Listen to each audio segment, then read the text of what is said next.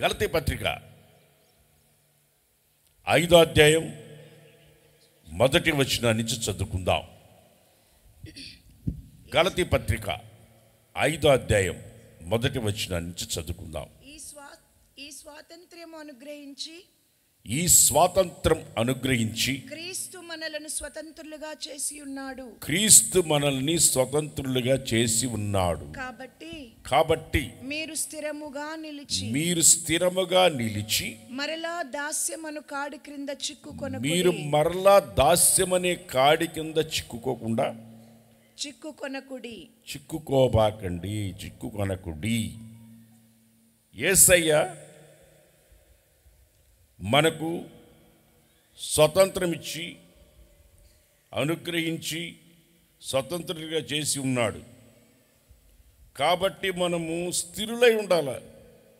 స్థిరులై ఉండి స్వతంత్రత పోగొట్టుకుని దాస్యత్వంలోకి వెళ్ళిపోకుండా జాగ్రత్తగా ఉండండి అని గలతీ సంఘానికి చాలా కోపంగా రాస్తున్నాడు అపోస్తలుడైన పౌలు మాటలు.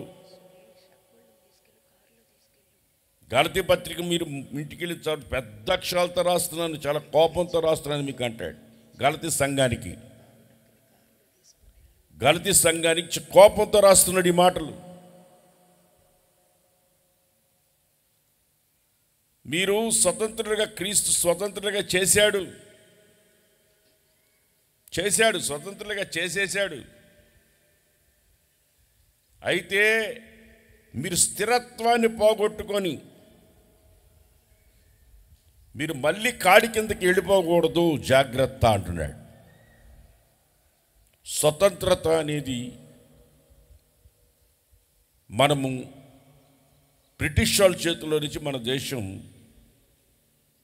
వాళ్ళ చేతిలో నుంచి మనం స్వతంత్రులుగా మన దేశాన్ని మనం తీసుకున్నాం. ఒకరి కింద మనం బ్రతకకుండా స్వేచ్ఛగా జీవించడానికి కోసం మనకు స్వతంత్రం వచ్చింది. మనకే కాదు, సౌత్ ఆఫ్రికాకు కూడా వచ్చింది. ఇక్కడ ఒక గాంధీ ఉన్నాడు,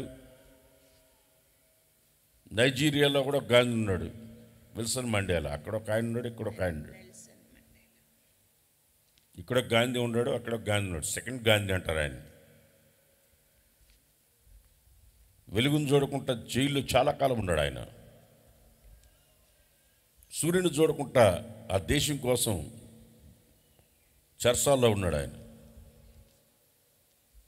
మన గాంధీ తాత కూడా ఎన్నో ఉప్పు సత్యాగ్రహాలు ఎన్నెన్నో చేసి చాలామంది కష్టపడ్డారు మన దేశం కోసం. కానీ మొత్తానికి ఈరోజు స్వతంత్రం మనకు వచ్చింది. ఎవరో కింద బానిసగా ఉండి బానిసత్వం నుంచి విడుదల పొందడమే స్వతంత్రం అంటే. ఒకరి చేతి కింద నుండి బానిసత్వం నుంచి బయటికి రావడమే. కొంతమంది కుటుంబాల్లో భర్తల చేతి కింద బానిసలుగా ఉండే భార్యలు ఉన్నారు. అర్థం కాలేదా? భర్తల చేతి కింద బానిసలుగా ఉన్నోళ్ళు ఉన్నారు. మాకు ఎప్పుడు విడుదల వస్తుంది అనుకుంటే కాసుకుని ఉన్నవాళ్ళు ఉన్నారు. కొంతమంది అయితే చంపి క్యానుల్లో పెట్టేస్తున్నారంట. ఇప్పుడు ఈ మధ్య పాస్టర్ గారు ప్రార్థన చేయించాడు, స్త్రీలకి క్షేమంగా ఉండాలని ప్రార్థన చేయించాడు. నేను చెప్తున్నా, మగవాళ్ళు క్షేమంగా ఉండేదానికి కూడా ప్రార్థన చేయాలి. ఈ మధ్య ఒకడు వాడి ప్రియురాలికి పెళ్లి చేసేసి ఇంకొకరితో పాలు తీసుకొచ్చి పాలతో స్నానం చేసుకున్నాడంట. హాయిగుందిరా నా బతుకని. బానిసత్వం నుంచి బయటపడ్డానరా నేను, నన్ను చంపేసి తట్టుంది మనిషి అని విడుదల పొందాడు. మనం బానిసత్వం అంటే బైబిల్లో మనం గమనించి చూస్తే, ఈ బాక్స్ ఇటు పెట్టు, ఈ బాక్స్ ఇటు పెట్టు. ఈ బానిసత్వాన్ని గురించి మనం ఆలోచిస్తే, ఇశ్రాయేలు ప్రజలు ఐగుప్తులో బానిసలుగా ఉన్నారు. ఇశ్రాయేలు ప్రజలు ఇశ్రాయేలు ప్రజలు ఐగుప్తుల బానిసలుగా ఉన్నారు. ఎంతకాలం ఉన్నారనుకుంటున్నారు? 400, సుమారు 400 చిల్లర ఉన్నారు. 400 సంవత్సరాలు ఉన్నారు బానిసలుగా. 400 సంవత్సరాలు బానిసలుగా ఉన్నారు. ఐగుప్తులో వాడికి చెప్పు, నాకు కాదు. ఐగుప్తులో బానిసలుగా ఉన్నారు. బానిసలుగా దేవుడు వారి యొక్క మొరని ఆలకించి, వాళ్ళ మొరను ఆలకించి మోషేకి మండుతున్న పొదలోంచి కనబడి ఐగుప్తు నుండి, చీకటి నుండి, కొలిము నుండి, బానిసత్వాన్ని నుండి, అర్థమైందా, వాళ్ళని అక్కడి నుంచి బయటికి తీసుకురావాలని మోషేతో దేవుడు చెప్పాడు. నువ్వు వెళ్ళి నా ప్రజలు మొరను నేను ఆలకించాను, వాళ్ళు బయటికి తీసుకురా అన్నాడు.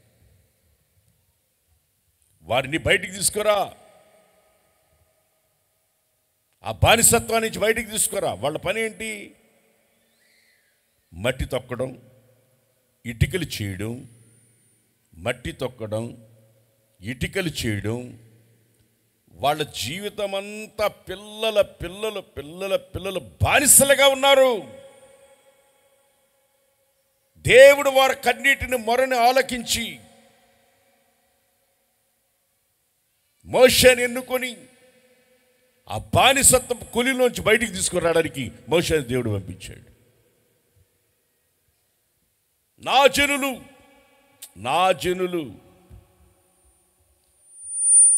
జనులు బయటికి తీసుకురండి అన్నాడు. మోషే వెళ్ళాడు. మనకు తెలుసు 10 తెగుళ్ళు. తర్వాత ఫరో హృదయం కఠినపరచబడింది. మొత్తానికి వాళ్ళని బయటికి తీసుకురావడానికి దేవుడు ఎన్ని అద్భుత కార్యాలు చేశాడో. అప్పటికీ వీళ్ళు ఐగుప్తు నుంచి బయటకు వచ్చినా, బానిసత్వం నుంచి బయటకు వచ్చినా, వాళ్ళు ఐగుప్తును మాత్రం మర్చిపోలే. ఎందుకు మర్చిపోలేదంటే అక్కడ కీరకాయలు బీరకాయలు అంటారు. తిండి అరణ్యములో నడిపించి తీసుకొని వస్తున్నాడు దేవుడు. పాలు తేనె ప్రపంచ దేశానికి తీసుకెళ్ళిపోతాం మిమ్మల్ని అన్నాడు. నా ప్రజల్ని పాలు తేనె ప్రపంచ దేశానికి చేరుస్తానన్నాడు. అందుకనే నాయకులు దేవుడు ఎన్నుకుని ఆ లక్షల ప్రజల్ని చీకటిలో నుంచి, కొలిములో నుండి, బానిసత్వం నుంచి బయటికి తీసుకొచ్చి పాలు తేనె ప్రపంచ దేశానికి దేవుడు వాళ్ళని చేర్చాడు. చపడబడ్డాడు, గట్టిగా చేర్చాడు. ఇక్కడ కూడా మనల్ని స్వతంత్రులుగా చేశాడు అని అపోస్తలుడైన పౌలు గలతీ సంఘానికి రాస్తున్నాడు. దేనిలోంచి మనం స్వతంత్రులుగా చేశాడు, అది ఈరోజు మీకు చెప్పబోతుంది. అపోస్తలుడైన పౌలు గలతీ సంఘానికి చెప్తూ స్వతంత్రులుగా చేసేసాడు దేవుడు. మీరు మరలా కొలిములోనికి, బానిసత్వంలోనికి మీరు వెళ్ళకూడదు అంటున్నాడు. మీరు మళ్ళీ వెళ్ళకూడదు దాని కిందకి అన్నాడు. అంటే మళ్ళీ వెళ్ళేవాళ్ళు ఉన్నారు అని, మళ్ళీ వెళ్ళేవాళ్ళు ఉన్నారని కదా చూశాడు కాబట్టి రాస్తున్నాడు. దేంట్లో నుంచి దేవుడు యేసు ప్రభు మనల్ని బానిసత్వం నుంచి విడిపించాడు. ఇదిగో పైన వెనక చూస్తే అదే మనకు ఈ టైటిల్ అక్కడే అదే రాసింది. చెప్పండి, అందరూ చదవండి. మీరు స్థిరంగా నిలిచి మరలా దాస్యములోనికి చిక్కుకోబాకండి. దాంట్లో మళ్ళీ దాస్యత్వంలో బాబాకండి. తెలిసే పోతారు కొంతమంది, కావాలని విడుదల పొందినా మళ్ళీ పోతారు. దేనిలో నుండి ప్రభువైన యేసుక్రీస్తు మన స్వతంత్రంగా చేశాడు అనేది ఒక 7 పాయింట్లు మీకు నేను బైబిల్లో నుంచి చూపిస్తాను. మొట్టమొదటిది రోమాపత్రిక 6వ అధ్యాయం 22వ వచనం చదువుకుందాం. ఇప్పుడు పాపము నుండి విమోచింపబడి, ఇప్పుడు పాపము నుండి విమోచించబడి, విడుదల పొంది విమోచించబడి. దేవునికి దాసులైనందున. చూడు, అంతకుముందు మీరు పాపానికి దాసులు. పాపానికి దాసులు అంటే దాస్యత్వంలో ఉన్నవాడికి స్వతంత్రత ఉండదు. దాస్యములో ఉన్నవాడికి స్వతంత్రత ఉండదు. అది దేనిలో దాస్యత్వంలో? వాళ్ళు ఐగుప్తులో ఉన్నారు, ఇక్కడ పాపం అనే దాస్యములో ఉన్నారు. విడిపించాడంట, విడుదల. పాపం అనే, చదవండి. ఇప్పుడు పాపము నుండి విమోచించి దేవునికి దాసులైనందున. దేవునికి దాసులయ్యారు. ఇప్పుడు అంతకుముందు ఐగుప్తుకి దాసులు, ఇప్పుడు దేవుని దాసులు అయినాము. Praise the Lord, praise the Lord. దాని నుండి విడిపించేశాడు, మనం స్వతంత్రులుగా చేసేసాడు.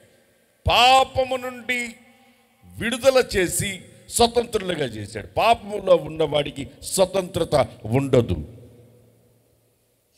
పాపం వాడిని ఏలుతుంది. మన దేశాన్ని వాళ్ళు చేయలేరు. బ్రిటిష్ వాళ్ళు మన దేశాన్ని ఏలేరు, వాళ్ళు వచ్చి వేయలేరు. మన వాళ్ళ దగ్గర వ్యాపారానికి వచ్చి దోచుకున్నారు. వ్యాపారానికి వచ్చారు, దోచుకున్నారు. అర్థం కాలేదా? దోచుకున్నారు. వ్యాపారానికి వచ్చి వాళ్ళు ఎప్పుడైతే దోచుకున్నారో వాళ్ళకి బానిసలుగా వీళ్ళు మారారు. వాళ్ళు ఏలేరు మనల్ని, వాళ్ళు మనల్ని ఏలేరు. ఇప్పుడు అపోస్తలుడైన పౌలు గలతీ సంఘానికి రాస్తూ ఏమంటాడంటే, పాపము నుండి మిమ్మును విమోచించి విడుదలనిచ్చి స్వతంత్రులుగా, పాపమని మీ మీద బానిసత్వం చేయకుండా, పాపం మిమ్మల్ని ఏలకుండా. చిన్న ఎగ్జాంపుల్ చెప్తాను. అక్క తమ్ముడు ఇద్దరు ఉన్నారు ఒక ఇంట్లో. అక్క తమ్ముడు ఉన్నారు. ఆ ఇంట్లో బాతులు చాలా ఉన్నాయి. వాళ్ళ నాన్నమ్మ పెంచుకుంటూ ఉంది. ఆ బాతులన్నీ చల్లగా వెళ్ళి సాయంత్రం గూట్లోకి వస్తుంటే వాడు, ఆ ఇంట్లో ఉన్న పిల్లోడు కాట్బాల్ తీసుకుని పిట్టలు కొట్టడానికి పోయి సాయంత్రం దాకా కొడితే ఒకటి కూడా పడలా. బాతులు లోపలికి నేరుగా పోతుంటే ఈ కూడా ఏమైనా తగలదలే అని కొట్టాడట. ఒక బాతు తలకు తగిలి గిర్రం తిరిగి కింద పడిపోయి. అటు ఇటు చూశాడు, ఎవరు లేరులే అనుకున్నాడు. గుడ్డతోకి బూడి చేశాడు. గుడ్డతోకి బూడి చేసాడు, పోయి పడుకున్నాడు. వాడు ఉదయాన్నే 9 గంటల దాకా లేడు. వాళ్ళక్క ఉదయాన్నే లేచి అంటలు దోమన్ని పనులు చేయాలి. ఉదయాన్నే వాళ్ళక్క వచ్చి 5:30కి ఏయ్ పైకి లేరా అనింది తమ్ముడిని. ఎందుకు లేపుతున్నావు నన్ను పడుకొని ఉంటే అన్నాడు తమ్ముడు. వాళ్ళ అక్క అన్నది, లేరా పైకి అని. నేను ఇప్పుడు ఎందుకు లేస్తాను, లే రే పైకి లేరా, లేచి అట్లు తోముతూ రారా అనింది. నేనెందుకు తోముతాను, నువ్వే తోముకో అన్న. రే బాతు సంగతి నాయనమ్మకి చెప్పేస్తా అని. దేని సంగతి? ఎన్నోళ్ళు తెరవేంటి? మీరు కూడా దేనన్నా చంపారా? బాతు సంగతి నాయనమ్మకి చెప్పేస్తా అంటే దుప్పటి కప్పుకున్నవాడు సప్పలు లేచి కూర్చొని అంట్లు కాడ పోయి కూర్చొని అంట్లు తోమాడు. వాడు ఒక చేసిన తప్పుని కప్పిపెట్టుకున్నాడు కనుక దానిని వాళ్ళక్క సైతానుగాడు ఏ విధంగా ఒకరిని బానిసగా చేసుకుని పని చేపిస్తాడో అలాగ వాళ్ళక్క వాడిని 3 నెలలు అంట్లు తోమించింది. పాపం మనల్ని బానిసలుగా చేసేస్తుంది, స్వతంత్రత లేకుండా అయిపోతుంది పాపం. ఎప్పుడైతే ఒకరోజు వాళ్ళ నాన్నమ్మ ఒళ్ళో పడుకొని నానమ్మ ఒకరోజు నేను పిట్టలు కొట్టడానికి పోయాను, ఒక్కటి కూడా పడలేదు. ఇంటికి వచ్చేటప్పుడు బాతులన్నీ వరుసగా గూట్లోకి వెళ్తున్నాయి. గూట్లోకి వెళ్తుంటే కాడ్బాల్తో కొట్టాను, ఒక బాతు చచ్చిపోయింది, దాన్ని పాతి పెట్టేశాను అన్నాడంట. పోతే పోయిందిలేరా, నిన్ను చూస్తే అంతా మా ముసలోళ్ళలాగే ఉంటావు, నువ్వు కొడితే కొట్టినావులే అన్నదంట. మంచి మూడ్లో ఉన్నప్పుడు వాళ్ళ అవ్వ చెప్పేశాడు. వాళ్ళ అవ్వ ఏం చేసింది? పోతే పోయిందిలేరా అని. వాడు చేసిన తప్పుని ఒప్పుకున్నాడు. వాళ్ళ నానమ్మ క్షమించేసింది. అప్పటి వరకు 3 నెలలు వాడు బానిసే వాళ్ళ అక్కకి. లేరా అంటే లేస్తున్నాడు, అంటుతో మాట తోస్తున్నాడు, కూరగాయలు దాపాటు తెస్తున్నాడు. ఆడవాళ్ళు చేసుకున్నప్పుడు నాకెందుకు చెప్తున్నావు అంటాడు. బాతు సంగతి నాయనమ్మ అంటున్నాడు. వాళ్ళ నాన్నమ్మకి చెప్పేశాడు. పోయి పడుకున్నాడు దుప్పటి కప్పి. ఉదయాన్నే వాళ్ళ అక్క వచ్చింది. రేయ్ లేయిరా, ఇంకా లేయలేదేంటి, లేయి పైకి, బాతు సంగతి అవ్వకు చెప్పేస్తా. బాతు కాదు, నాయనమ్మ కాదు, జేజమ్మకు చెప్పుకోపో అన్నాడు. జేజమ్మకు చెప్పుకో, నేను లేనన్నాడు వాడు. వాడికి అంత ధైర్యం, అంత స్వతంత్రం ఎందుకు, ఎలా వచ్చిందనుకుంటున్నారు?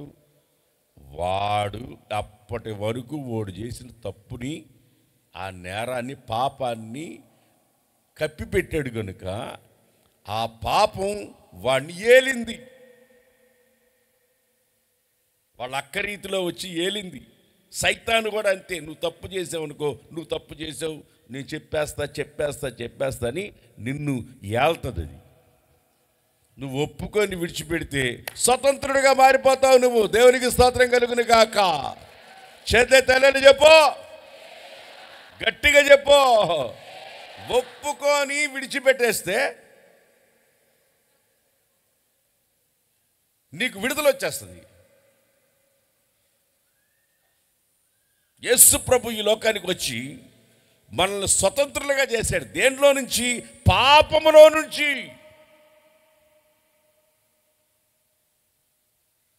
యేసయ్య మనం స్వతంత్రులుగా చేశాడు. మరలా పాపంలో పోకూడదు నువ్వు. ఒక తాగుబోతుడు ఉన్నాడండి, మొన్న మీటింగ్లో కలిశాడు నన్ను. మీటింగ్ అంతా అయిపోయింది, వచ్చాడు. వాసన ఇంత దూరం కొడుతుంది వాడి దగ్గర. ఏమిరా అంటే అంటున్నాడు. వచ్చినాడు, వాళ్ళ బంధువులు తీసుకొచ్చారు. చెప్పయ్యా నువ్వని. రేయ్ ఎందుకురా తాగుతున్నావు అన్న. మానేస్తాలే అన్నాడు. వాళ్ళ భార్య అన్న పక్కనున్నాడు. వాడు అన్నాడు, ఈ మాట ఇప్పటికి 100 సార్లు చెప్పుంటాడు. మానేస్తానంటాడు, తాగుతాడు, మానేస్తా అంటాడు, తాగుతాడు. అప్పుడు నేనన్నాను, కుక్క వాంతికి చేసుకుంటుంది, మళ్ళీ తింటుంది. వాంతికి చేసుకుంటుంది కుక్క, మళ్ళీ దాన్నే తింటుంది. కుక్క వాంతికి చేసుకుని మళ్ళీ తింటుంది. ఈరోజు మనుషులు ఎట్ట తయారయ్యారంటే, పాపాన్ని, నేను చేసిన తప్పు పాపమని ఒప్పుకుంటారు, మళ్ళీ పాపం చేస్తారు. అది ఈ సమస్య. మీరు స్థిరముగా నిలిచి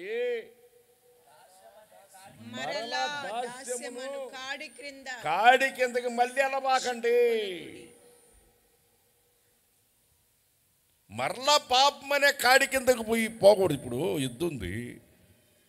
ఎద్దుందండి, బండి తోలుకొని వచ్చిన తర్వాత ఎద్దులు కట్టేసి దాన్ని తీస్తాడు, బండిని ఇట్ట పైకి ఎత్తాడు, 2 ఎద్దుల బండిని. నేరుగా వచ్చి కాడి కిందకు పోయి వాటికి ప్రాక్టీస్ ఇస్తాడు. నేరుగా వచ్చి ఏం చేస్తాయి? తలకాయ వాటిని ఇప్పితే చాలు, ఎక్కడికి వెళ్ళావు, నేరుగా బండి కిందకు వచ్చి మెడకాయ దాని కింద పెడతాడు. ఇప్పుడు కొంతమంది వదిలితే నేరుగా పాపమే చేస్తాడు. ఆ ఎద్దును చూడు, ఆ ఎద్దుందే, ఆ ఎద్దు దాని కింద మళ్ళీ పెట్టలా, మెడకాయ పెట్టి మళ్ళీ దాని కిందకు పోలా, ఆ బరువు మోస్తానే ఉంటుంది. ఎద్దు కదా ఇది, మోస్తానే ఉంటుంది. మనం ఎంత విడిపించినా మళ్ళీ దాని కిందకే పోతుంది. అది పశువు కాబట్టి, ఇది కుక్క కాబట్టి వాంతికి చేసుకుంటుంది, మరలా తింటుంది. అది నిన్ను స్వతంత్రంగా చేసినప్పుడు, నీ పాపాలను ఒప్పుకొని విడిచిపెట్టినప్పుడు మరలా దానిలోకి వెళ్ళకూడదు. నువ్వు మరలా పాపంలోకి ఎందుకు వెళ్తున్నావు? స్థిరత్వం లేక నువ్వు వెళ్ళిపోతున్నావు, మళ్ళీ దాంట్లోకి వెళ్ళిపోతున్నావు. అదే అంటాడు అపోస్తలుడైన పౌలు గలతీ సంఘానికి, చాలా కోపంతో రాస్తున్నాడు. యేసు ప్రభు మిమ్మల్ని స్వతంత్రులుగా చేసేసాడు. మరలా మీరు స్థిరత్వాన్ని పోగొట్టుకొని మరలా మీరు కాడి కిందకి వెళ్తున్నారు, వెళ్ళిపోతారేమో జాగ్రత్త. కొంతమంది రక్షించబడతారు, పాపాలు ఒప్పుకుంటారు, మారుమనస్సు పొందుతారు, బాప్టిజం కూడా పొందుతారు, సంఘంలో కూడా చేర్చబడతారు. మరలా సంఘాన్ని విడిచిపెట్టేసి మరలా లోకంలో పడిపోతారు. యేసయ్య రక్తాన్ని కాళ్ళతో తొక్కి వెనక్కి తిరిగి వెళ్ళిపోయి మరలా పాపంలో పడిపోతారు. బైబిల్ చెప్తుంది, ఒక్క సాతాను వెళ్ళిపోయి ఒక ఇంట్లో నుంచి అది అక్కడ ఇక్కడ తిరిగి ఆ ఇల్లు నేను ఖాళీ చేసి వచ్చిన ఇల్లు ఎలా ఉంది చూద్దామని వస్తుందంట. విజిటింగ్కి వస్తుంది. విజిటింగ్కి వచ్చినప్పుడు ఆ ఇల్లు ఖాళీగా ఉందనుకో, ఇంకో 7 తెచ్చుకుందంట, కాపురం చేస్తుంది. ఇప్పుడు రక్షించబడ్డావు, మారుమనసు పొందావు, బాప్తిజం పొందావు, యేసయ్య నీ గుండెల్లో ఉండాలా? నీ గుండెల్లో యేసు ప్రభు లేకపోతే స్వతంత్రత ఉండదు నీకు, పాపంలో పడిపోతావు. మరలా పాపంలో పడిపోతావు. ఆ సైతాన్ని పోయి 7 దెయ్యాలను తెచ్చుకుని మళ్ళీ కాపురం చేసిన లోపల మొదటి స్థితి కంటే కడపటి స్థితి మరీ ఘోరంగా మారింది. కొంతమంది స్థితి అలాగే మారిపోతుంది. పాపం ఇంకా ఎక్కువ. అయ్యా అంతకుముందు ఊరికి ఒక పానుపారాకు వేసుకునేవాడయ్యా, ఇప్పుడు తాగుతున్నాడు, పనికిమాలి పనులు చేస్తున్నాడు, అడ్డాలు తిరుగుతున్నాడు, ఇంటి పట్టును లేడు, స్కూటర్ వెనక ఎక్కించుకుని తిరుగుతున్నాడు, ఎన్ని కావాలని చేస్తాడు. అంతకుముందు ఒకటే పానుపారాకు ఒకటే, ఇప్పుడు అన్నీ వచ్చినాయి అయ్యా వాడికి. బానిసత్వం అనేది ఆ కాడి కిందకి వెళితే దాని కింద నుంచి రావడం అసాధ్యం. యేసు ప్రభు పాపమనే కాడి కింద నుంచి నిన్ను నన్ను విడిపించి స్వతంత్రులుగా చేశాడు. పాపం నుంచి విడుదల పొందిన వాళ్ళందరూ 2 చేతులు తలేలే చెప్పండి, ఆమేన్. పాపం నుండి విడుదల దేని నుండి? యోహాను సువార్త 8:36. యోహాను సువార్త 8:36. కుమారుడు మిమ్మల్ని స్వతంత్రులుగా చేసిన ఎడల, కుమారుడైన యేసు ప్రభు మిమ్మల్ని స్వతంత్రులుగా చేసిన ఎడల మీరు నిజంగా స్వతంత్రులై, మీరు నిజంగా స్వతంత్రులే. మీరు స్వతంత్రులే. మీరు అబ్రహాము సంతానమని నాకు తెలియను.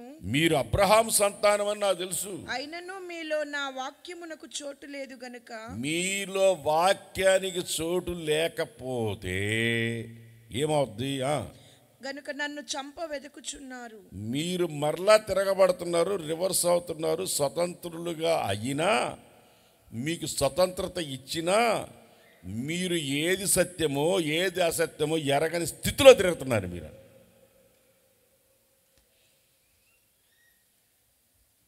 మీరు అబ్రహాం కుమారులే, పిల్లలే, కరెక్టే. మీరు నన్ను గుర్తించలేకపోతున్నారు. మీరు ఎందుకంటే స్వతంత్రతను మళ్ళీ పోగొట్టుకుని దాస్యత్వంలోకి వెళ్ళిపోతున్నారు. మీరు జాగ్రత్త అంటున్నాడు. ఇక్కడ మనం క్లియర్గా తెలుసుకోవాల్సింది ఏంటంటే, పాపములో ఉన్నవాడికి స్వతంత్రత ఉండదు. ఆమె చెప్పండి. పాపంలో ఉన్నవాడికి స్వతంత్రత ఉండదు. భయంగా ఉంటారు, గుండె దడ అంటారు, కళ్ళు ఇట్ట తిప్పుతుంటారు. ఎగ్జాంపుల్ చెప్తానండి. ఒక ఆమె ఉద్యోగస్తుడు, పొట్టబొడిస్తే అక్షరం రాని ఒక అమ్మాయిని చేసుకున్నాడు. పొట్టబొడిస్తే అక్షరం రాదు. ఉద్యోగస్తుడు, పెద్ద ఆఫీసరు. ఉద్యోగానికి పోయితే సాయంత్రం దాకా రాడు. ఆయన ఉద్యోగానికి వెళ్ళిపోయాడు. ఇంటికి పక్కనే 4వ వీధిలోనే సినిమా హాలు. ఈమె చూడాలనుకునే సినిమా హాల్లోకి వచ్చింది. వీళ్ళ భర్త ఉద్యోగానికి వెళ్ళిపోయాడు. సాయంత్రం దాకా రాడు. చేతుల్లో డబ్బులు లేవు. ఇంట్లో ఉన్న బియ్యం తీసుకెళ్ళి ఎదుట కొట్లు అమ్మేసి సినిమాకి వెళ్ళిపోయింది. ఎవ్వరికి తెలియదు. పోయి చూసింది, సినిమా పోయింది, ఎవరికి తెలియకుండా వచ్చేసింది. ముసుగేసుకుని పోయింది. ఇట కడతారు, ఏంది అది మొఖానికి ఏ చెప్పరేంటమ్మా, ఇది కడతారు ఎట్లా? ఏంది మాస్కునా? ఎట పెట్టేట్టు గట్టి గట్టి కట్టుకొని పోయింది. ఎవరు చూడకుండా పోయింది. సినిమా చూసేసింది. ఎరగనట్టు ఇంటికి వచ్చేసింది. సాయంత్రం వాడు వచ్చాడు. వాడు వచ్చి ఏంది అని మొహం మాదిరిగా ఉంది అన్నాడు. గుండె దడ దడ దడ దడ కొట్టుకుంటుంది. ఎవరన్నా చూసారేమో, మా ఆయనకి చెప్పారేమో, చూశారేమో. ఇంట్లో ఉన్న భీమా మేసిపోయింది. భర్తకు తెలియకుండా పని చేసింది కాబట్టి గుండెల్లో ఆ పాపం, ఆ బిడ్డని నువ్వు పాపం చేసావు, భర్తకి తెలియకుండా ఈ పని చేసావని మనస్సాక్షి నేరారోపణ చేస్తూ ఉంది.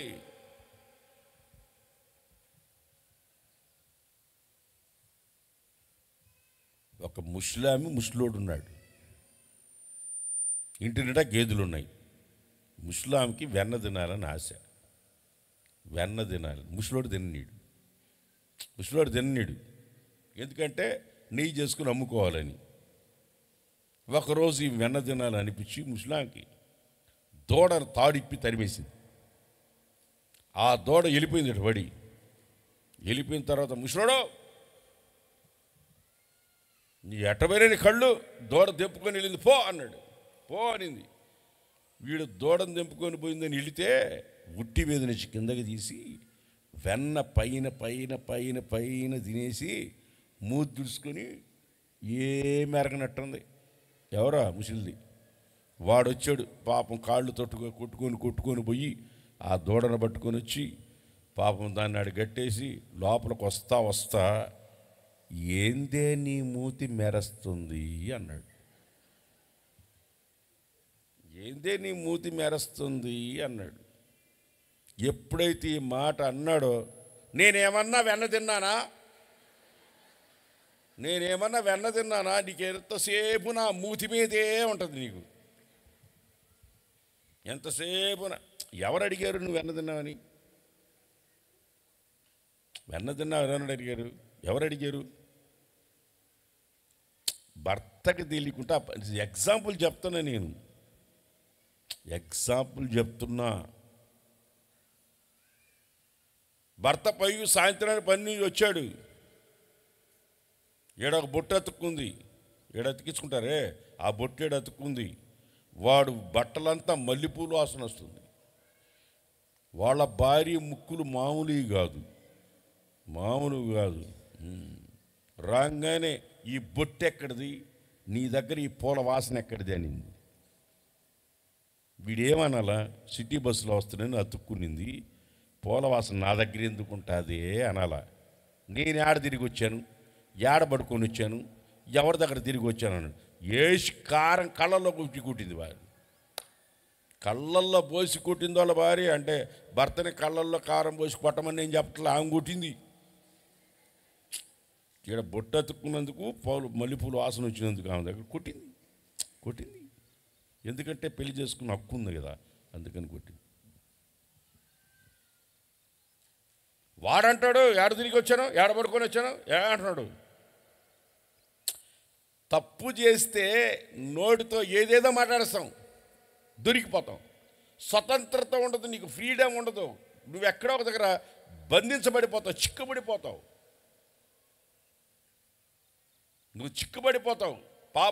పాపం నిన్ను పట్టుకుంటుంది.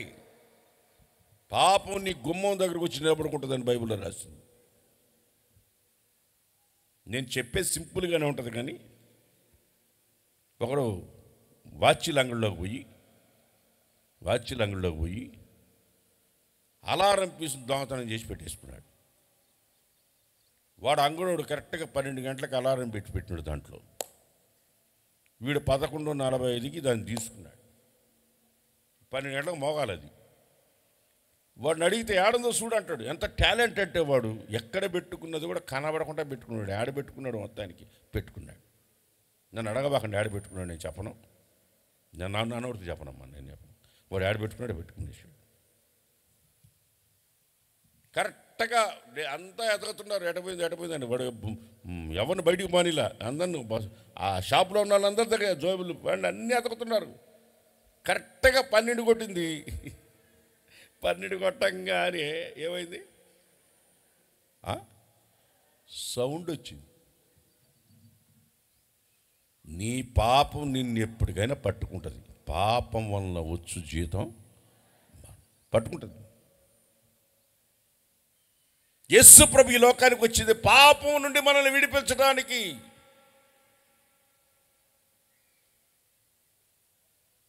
పాపంలో ఉన్న వారిని విడిపించడానికి వచ్చాడు. ప్రతి ఒక్కరు పాపంలో ఉన్నారు గనుక పాపంలో పుడుతున్నారు. దావీదంటాడు, అరికాలు మొదలుకొని తల వరకు నేను పాపంలో పుట్టి ఉన్నాను, నా తల్లి కడుపులో నేను పాపంలో పుట్టాను. పాపము నిన్ను ఏలుబడి చేస్తుంది, బానిసత్వంలో తీసుకెళ్తుంది. దాంట్లో విడుదల పొందలేని స్థితిలో ప్రపంచంలో మానవాళి ఈ రోజుకి దాని బానిసత్వంలోనే ఉన్నారు. స్వతంత్రత వచ్చిందని సంకలు గుద్దుకుంటున్నారు అంతే. ఎవడైనా సరే స్వతంత్రత వచ్చింది నాకు అని వాడు ధైర్యంగా, సంతోషంగా, ఆనందంగా జీవించగలిగాడంటే వాడు పాపం నుంచి విముక్తి పొందిన వాడే. తబడబడ్డాడు గట్టిగా, హుషారుగా. నువ్వు పాపం నుంచి విముక్తి పొందుంటే నీకు స్వతంత్రత వచ్చినట్టే.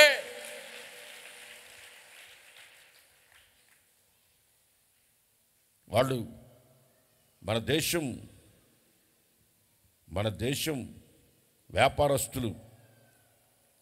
వ్యాపారస్తులైన వాళ్ళ చేతిలో నుంచి స్వతంత్రులుగా మనం మార్చబడ్డాం. వాళ్ళ చేతి కింద బానిసలుగా ఉండకుండా. ఈరోజు యేసు ప్రభు నిన్ను నన్ను పాపములో బానిసగా ఉండకుండా విడిపించేశాడు. నువ్వు బానిసవు కాదు. ఆమె చెప్పండి, నువ్వు బానిసవు కాదు. యేసు ప్రభు ఎక్కడైనా మీరు నాకు బానిసలు అన్న మాట ఆయన జీవించుచున్న కాలంలో ఎక్కడైనా చెప్పాడా? బైబిల్లో ఎక్కడన్నాడు చూపించండి. దాసులు అన్నాడు, స్నేహితులు అన్నాడు, కానీ బానిసలు అనే మాట ఆయన నోటితో అనలేదు. మీరు నా స్నేహితులు, యోహాను సువార్తలో మీరు నాకు స్నేహితులు, బానిసలు కాదు, మీరు నాకు స్నేహితులు అన్నాడు.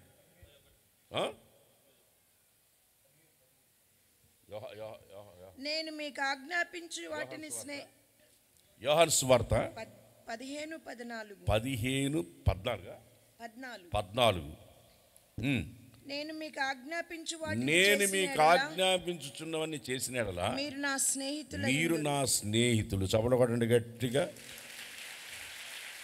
ఐగుప్తికి బానిసలు, యేసయ్యకి మనం స్నేహితులవి. ఐగుప్తికి బానిసలము, యేసయ్యకి స్నేహితులు. యేసయ్య ఎవరు? పరిశుద్ధుడు. మనము కూడా పరిశుద్ధంగా జీవిస్తే యేసయ్యకి స్నేహితులుగా మార్చబడతాం. బానిసలం కాదు, మనం బానిసలం కాదు. తాగుబోతాడు, బాడతాడు, సీసాన్ని చేతిలో పట్టుకొని నీకు నేను బానిసని అంటాడు.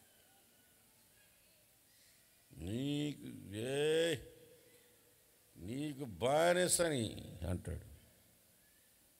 నిన్ను తాగకుండా నేను ఉండలేను అంటాడు. ఒక్కొక్కడు వేసికి బానిస. నీ ఇంటికి నేను రాకుండా ఉండలేను, నీకు నేను బానిసని అంటాడు. అర్థమైందా? వాళ్ళు బానిసలు, విడుదల పొందలేని, స్వతంత్రత లేని వారు, పాపంలో ఉన్నారు కనుక వాళ్ళు బానిసలు అని పాడుకుంటారు పాటలు. మనం అట్ట కాదు, మనం స్వతంత్రులమై ఉన్నాము. తెలియజెప్పటి గట్టిగా. యేసు ప్రభు మనల్ని పాపం అనే కాడి కింద నుండి మనల్ని విడిపించేశాడు. ఒకటి. సెకండ్, పేతురు రాసిన మొదటి పత్రిక పేతురు రాసిన మొదటి పత్రిక 5వ అధ్యాయం 7వ వచనం. పేతురు రాసిన మొదటి పత్రిక 5వ అధ్యాయం 7వ వచనం. ఆయన మిమ్మల్ని గూర్చి చింతించుచున్నాడు గనుక, ఆయన మిమ్మల్ని గురించి చింతించుచున్నాడు గనుక మీ చింత యావత్తు ఆయన మీద వేయుడి. చింతలన్నీ ఈరోజు ప్రపంచములో చింతించని వాడు ఒక్కడు లేడు.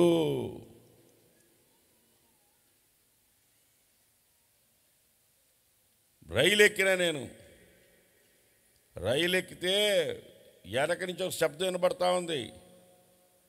సమస్యలే సమస్యలే, రూపాయికి నాలుగే, రూపాయికి నాలుగే, సమస్యలే సమస్యలే అంటున్నాడు. ఇదేంట్రా, మనుషులకు ఉన్న సమస్యలే ఎక్కువైపోతే వీడు రూపాయికి 4 సమస్యలు అమ్ముతున్నాడంటే దగ్గరికి వచ్చి చూస్తే వాడికి సమోసాలు అని పిలవడానికి రాక సమోసాలు అనబోయి సమస్యలే సమస్యలే అంటున్నాడు. ఉన్న మనుషులకున్న సమస్యలు చాలక చింతలో లేనోడు ఎవడు చెప్పు? చింతలో లేనోడు ఎవడో చెప్పు? ఐశ్వర్యవంతుడు చింతలో ఉన్నాడు, ఇసన్నగర్లు ఇసురుకునేవాడు చింతలో ఉన్నాడు, విమానాలు తిరిగేవాడు చింతలో ఉన్నాడు. చింతలో లేనోడెవడు? ఏదో ఒకదానికి చింతిస్తున్నాడు, దేనికో దానికి చింతిస్తున్నాడు. ఒక ముస్లామి సాగు బతుకుల్లో ఉంది. ఒక ఇంటికి వెళ్ళి ప్రార్థన చేయడానికి పోతే ఒక ముస్లాం ఆడుంది. ఆమెకు ప్రార్థన చేయమంటే ఆమె దగ్గరికి వెళ్ళి ప్రార్థన చేద్దామని, ప్రార్థన చేస్తాను, ఏంటి సంగతి, దేని కొరకు ప్రార్థన చేయమంటావు అన్నా. నాకు ఒక సమస్య ఉందాయా, ఒకదాని కొరకు చింతిస్తున్నా, ఈ చింతలో వచ్చి నేను పక్కకు పోవాలి. ఏంది నీ చింత అన్న? నా మనవరాలి పెళ్ళి చూసి చచ్చిపోవాలన్నమాట. మనవరాలి పెళ్ళి చూసి చచ్చిపోవాలంట. అదంట ఆమె చింత. ఏదమ్మా నీ మనవరాలు అన్న నేను, ఉయ్యాల్లో పడుకోనుంది అని. ఆమె బాధ ఏంటంటే ఉయ్యాల్లో పడుకున్న మనవరాలికి పెళ్లి చేసి రావాలంట. అంటే మీరు నవ్వబాకండి, ఆ చిన్నపిల్లకి చెయ్యాలని కాదు, ఆ చిన్నపిల్ల పెద్ద ఇందాక ఈమె బతికుండాలని, అది అసలు పాయింట్. ఈమె చింతిస్తుంది, ఆ పిల్ల పెళ్లి చూడకుండా నేను చచ్చిపోతానేమో, ఆ పెళ్లి చూడకుండా చచ్చిపోతానేమో, ఆ పెళ్లి చూడకుండా చచ్చిపోతానేమో. కొంతమంది మా విశ్వాసులు కూడా ఉంటారు, అన్న నువ్వు రాకపోతే తాళి కట్టాను. తాళి నాకా నువ్వు పెళ్ళానికి కట్టేది నీ పెళ్ళానికే, నాకు రా తాళి కట్టేదే. నువ్వు రాకపోతే నేను తాళి కట్టున్నాను. పెళ్లి కార్డులో నీ పేరే వేయాలా, నువ్వే రావాలా పెళ్లి చేయడానికి. నువ్వు రాకపోతే నేను తాళే కట్టను అంటాడు. ఇట్ట అన్నాడు ఒకరోజు, ఒకరోజు ఇట్ట అన్నాడు, నేను తాళి కట్టనంటే కట్టినాడు. కావాలని పెళ్ళికి పోకుండా మానేసినప్పుడు వీడు కడతాడా కట్టడా చూద్దామని. నేను పోకపోతే వాడు అన్నది ఒకటే మాట, తొందరగా కానివ్వండి అయ్యా, తొందరగా కానివ్వండి, అన్నం వేడి చల్లారిపోతున్నానంట. అక్కడ పాస్టర్ వస్తే ఆ పాస్టర్ దగ్గర పెళ్లి చేయించు తాళి కట్టేసినాడు. అర్థం కదా? తర్వాత కనబడితే ఏరా నేను రాకపోతే తాళి కట్టన్నావు కదా అంటే, నువ్వు రాకపోతే నా పెళ్ళి ఆగుతుంది అనుకుంటావా అన్నాడు. నువ్వు రాకపోతే నా పెళ్ళి ఆగుతుంది అనుకుంటున్నావా అంటున్నాడు. ప్రియమైన దేవుని బిడ్డలారా, ఎవడు చింతల్లో లేడు చెప్పు? కొంతమంది ఎంత తిన్నా వంట పట్టకుండా పోవడానికి కారణం, కొంతమంది అయితే వాళ్ళు చింతించేది బయటికి తెలుస్తుంది, కొంతమందికి తెలియదు. కొంతమందికి బయటికి తెలుస్తుంది, కొంతమంది తెలియదు. కొంతమంది చింతించేటప్పుడు ఎట్లా చింతిస్తారంటే తలకాయ మీద చేయి పెట్టుకొని పెళ్ళాం చచ్చిపోయినోళ్ళలాగా కాళ్ళు చాపుకొని ప్రపంచంలో ఉన్న బాధలన్నీ వాడికి ఉన్నట్టుగా ఇటు పెట్టుకొని అదేమైపోతుందో, ఇదేమైపోద్దో, అదేమైపోద్దో, ఇదేమైపోద్దో, ఏం అవదు. నువ్వు అనుకోవడమే అదైపోద్ది, ఇదైపోతుంది, ఇదేమైపోద్దో. అర్థమైందా? నువ్వు ఉన్నా లేకపోయినా జరిగేది జరుగుతుంది. నెత్తి మీద చేయబెట్టుకొని కొంతమంది ఉంటారు. మగవాళ్ళు గుర్తుపట్టాలంటే నెత్తి మీద చేయబెట్టుకుంటారు. ఆడవాళ్ళు గుర్తుపట్టాలంటే మేకప్ చేసుకోరు. మేకప్ చేసుకోరు. వాళ్ళు బాధల్లో ఉండారని ఎట తెలుస్తుందంటే మేకప్ చేసుకోరు. ఎందుకు మేకప్ తలకి రంగు కూడా కొట్టరు, మేకప్ చేసుకోరు. ఏంది టైపినావంటే నా బాధలు ఎవరికి చెప్పుకోను, నా చింతలు ఎవరికి చెప్పుకోను, నా చింతలు ఎవరికి చెప్పుకోను, నా బాధలు ఎవరికి చెప్పుకోను. ఏంది నీ చింతల? అందుకే యేసుప్రభువు అంటున్నాడు, నీ చింత యావత్తు నా మీదే, నేను చూసుకుంటా. నీ చింత యావత్తు నా మీదే, నేను చూసుకుంటా. అప్పుడు పాడుకోవాలి మనం ఒక పాట. ఎన్ని కష్టాలు వచ్చినా, ఎన్ని చింతలు వచ్చినా యేసన్న గారు రాసిన ఒక పాట పాడుకోవాలి మనం. ఏం పాట పాడుకోవాలి తెలుసా? పాడనా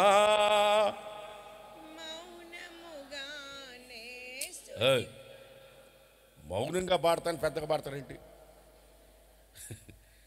మౌనంగా పాడతాను పెద్దగా పాడతానేంటి? పాడనా